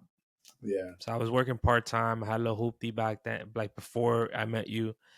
And I was fine being in a relationship, hoopty, part-time job, living with my mom. That was life for me. Like the Yeah. individual I am to this, like yourself, the individual I am today versus who I was right before you met me, two different people. Yeah. Like the ambition that I have now, the drive and all that stuff is like people that know me from then and talk to me now. They're like, "Yo, the person who you were then, I was that guy that would get to work and be like, 'Yo, can I go home?' I'm like, 'Can I go home? I don't want to be here.'" Yeah. But yeah, like the person I was then, and then when I met my wife, like imagine I got out of a relationship 2010 October, November, and then I met her in May or June. She went in for an interview to the cell phone store. I saw her walk in. I'm dating. I'm in the dating scene, doing whatever I want, and I'm not trying to be like, I'm just saying doing No, whatever I you want as far as like if I want to go camping, if I want to go skiing, if I want to go to yeah. dinner with certain girl, whatever it was, I was doing me. She walked into the store, dog, and somebody was next to me in the store, and I was like, "Yeah, I got dibs." I called it. I was like, "I got dibs." She came in. She looked like she had a bad attitude. You know what I'm saying? Like, I don't like saying the resting bee face, but that's what she says. Yeah, yeah, But she just looked like she had an attitude, and I fucking loved it. I yeah. loved it. I'm like, oh, she looks like she has an attitude. I'm like, this is perfect. I'm like, this is, and then she came in. I think she had mentioned, oh, I went over here with my boyfriend. Like 2 weeks later, they had broken up. They were going through whatever they were going. I'm not gonna go into her private stuff, but Yeah, yeah, yeah.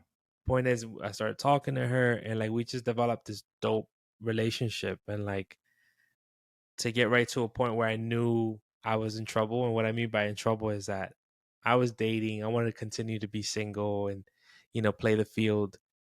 But like I told one time I was off and I happened to be around Central Park and I hit her up and I was like, "What are you doing?" She's like, "Oh, I just got off of work," which was the same store.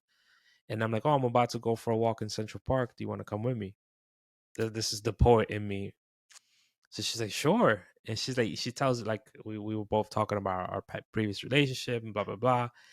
And we ended up somewhere in Central Park, laying down on the grass, looking at the sky, just talking shit. And I was like, yo, this is it. This is This is it. you Like the know what you know vibe. when you know. You know when you Yeah. know. Like, and it was and I've always said it from day one, like she's always been my peace. And that's Mm, real, bro. Like she's always been my peace. And obviously, like any other relationship, you go through your ups and downs or whatever, whatever. But like when you find that, like you just know, bro.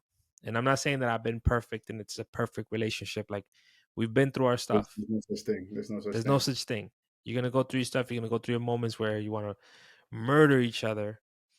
Um, but we've gotten better, and we are continuing to get better. And I could say like this: the person I'm doing life with is the person that I want to do life with. Like, and I'm And happy.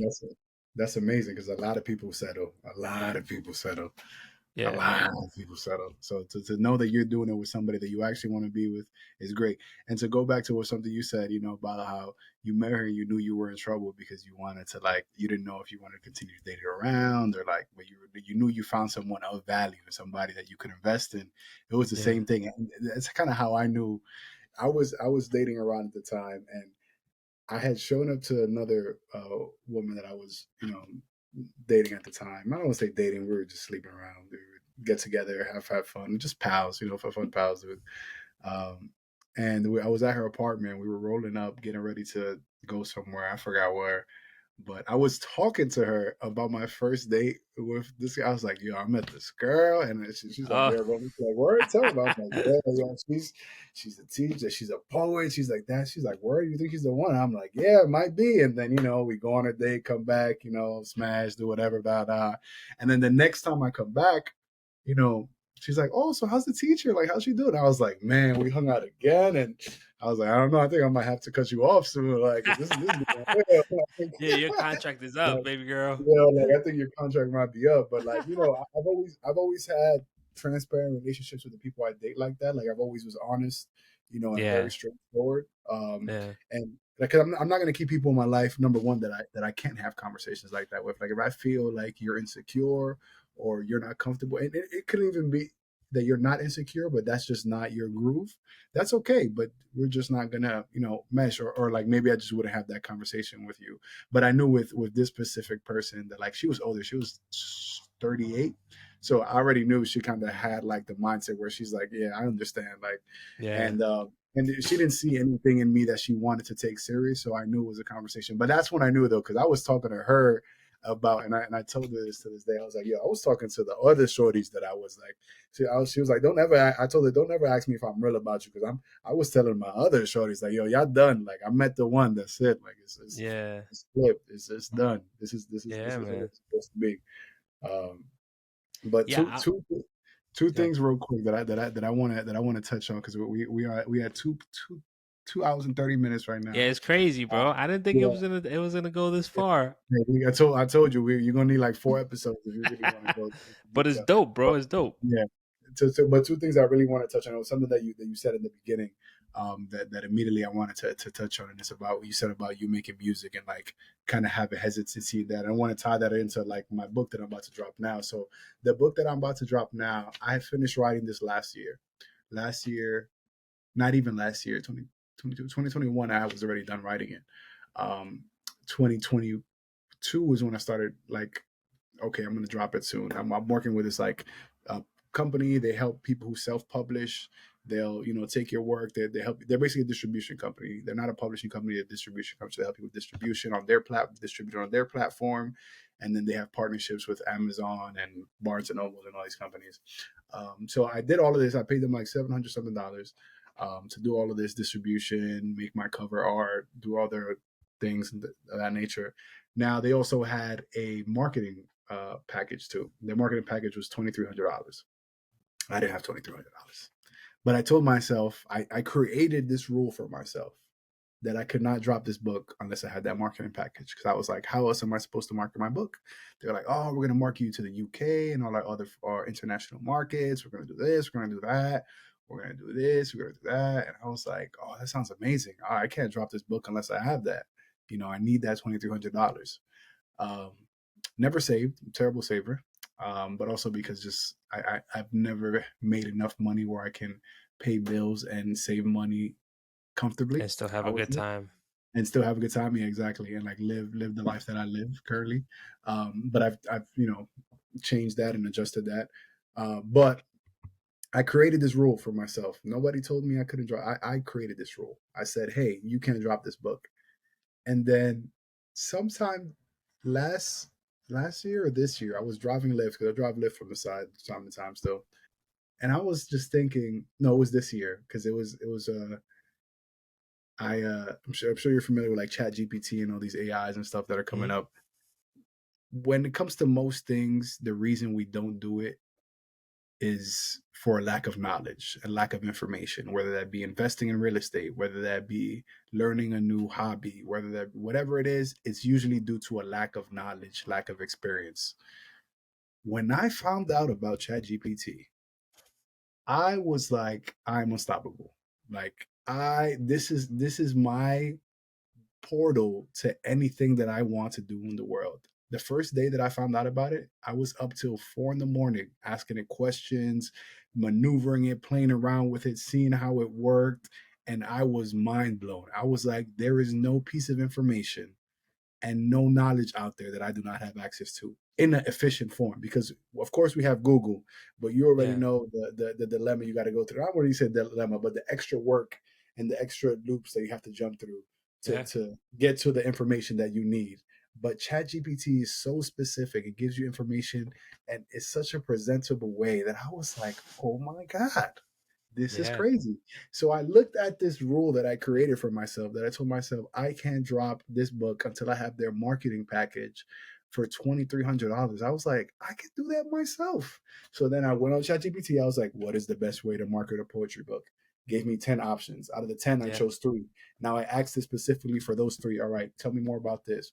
How do I get into international markets? How do I do this? And now I had a whole playbook of everything they were about to charge me $2,300 to do, and a rule that I created myself, telling myself I can't drop this book until I have this. So now I had all of that. So I was like, I don't have any excuses now. I can drop this book. The only person that is stopping me is me. So I got out of my own way. Is it more difficult me doing it? Yes. Do I have to do more work? Absolutely. But I'm able to now release my work and put it out into the world, which is kind of like I said, I changed the plan, but I didn't change the goal. So the goal was to release the book. The plan that I was going to do was save money till I had $2,300 to pay them for the marketing thing and be international and all Yeah. that. I was like, no, I could find, online open mics, virtual open mics that they do on Zooms and different platforms. I can find little different international pages. I can do this. I can market it on TikTok. TikTok is in Facebook Reels and YouTube Shorts and Instagram Reels and all of these things. I have all of the tools at my fingertips. I don't need that, and I have ChatGPT, which is like my cousin calls it the Jarvis. Basically what Jarvis is Jarvis. to Tony Stark. That's what ChatGPT is for me. It's my personal assistant. I ask it to do anything, any information that I want to know, it tells me. And of Yeah. course, I do my own research after I find out. And then, so I say all of that to say that I went, this book is 10 years in the making. And a lot of that, my first book I dropped in 2017, and my plan was to drop another book shortly after that, and I never did. And it's from what I call, it's not, I can't take credit for that term, but analysis paralysis. And I have a feeling that you go through that too, with your music, based on what you were telling me as far as like, hey, what if it's not good enough, or what are people going to think, or like, what are the number one question? I can show you my phone right now. I have 68 files saved minimum of like drafts and songs that I have in there that I have to finish. But I also have an EP that I dropped last year because I was like, hey, once going back to what I told you about my cousin who make music, once I started writing music with him and like songwriting, he gave me the blessing to be, have credits on his album that he dropped, his second mixtape that he's dropped. And I was able to, have a lot of writing credits on that. Um, and it kind of showed me like, wait, this is easy. Like, not that it's easy, it's work, but it's doable. It's Yeah. it's it's very doable. It's not impossible, but it's doable. It's still hard work, but it's doable. You just have to do the work. So Yeah. I remember realizing that and coming to that realization, like, wait, I could drop music if I wanted to. And then my best friend came to a studio session one day. And when I say studio session, I mean like in his apartment in the Bronx, and he has a little mic set up, and we're like recording. We didn't pay for no studio time. We Yeah. didn't do any of that. Like, we found ways to do it how we wanted to do it. And this is prime pandemic time too. So my best friend came. Actually, he also made this hoodie. Shout out Diverse Culture. That's It's dope. not for sale, but it's just dope concept. Wanted to shout him out. And he came through and he got so inspired. He went home the next day and he ordered a mic. He ordered all the equipment. He had his job pay for it because he works for a technology company. So he had his job pay for it as like a business expense. Like, oh yeah, I need it for my business meetings and all of this stuff. And then we started recording music. And then as a group, we dropped, a project called Fun with Friends. And then I was like, wait, I could drop my own music if I wanted to. Then I started recording stuff. And then I ordered my own mic and my own, little amp, the little different things. And then I started recording music. And then I figured out like how to get it engineered and how to do all of that. And then I dropped the tape. So it's what when and yeah, I was like, considering like, oh, what are people gonna like it? And I would remember sending stuff to people like, yo, what do you think of it? And like, based whether or not I was gonna release it off people's answers, and it's like, Yeah. the most important question is, what do I think of it? Do I enjoy it? Like, I have drafts, unfinished drafts that sound horrible if you were to put it on the radio, but I listen to them shits on the ride to work or on the ride to whatever I'm doing, and I'm the happy as can be. Like, listening to Yeah, myself rap, singing along, like, yo, this is my vibe. Like, jamming in the car, people looking at me like I'm crazy, and I like it, and that's all. And if anybody else like it, that is a plus. I really appreciate you taking the time to chop it up with me. Appreciate you. I love everything you're doing. I love the growth and the man that you are, bro. So I commend you on that. I salute you. Much love to you and everything you have coming. I know you're gonna do great things, and you are doing great things already. And you got my 100% support on this side, bro.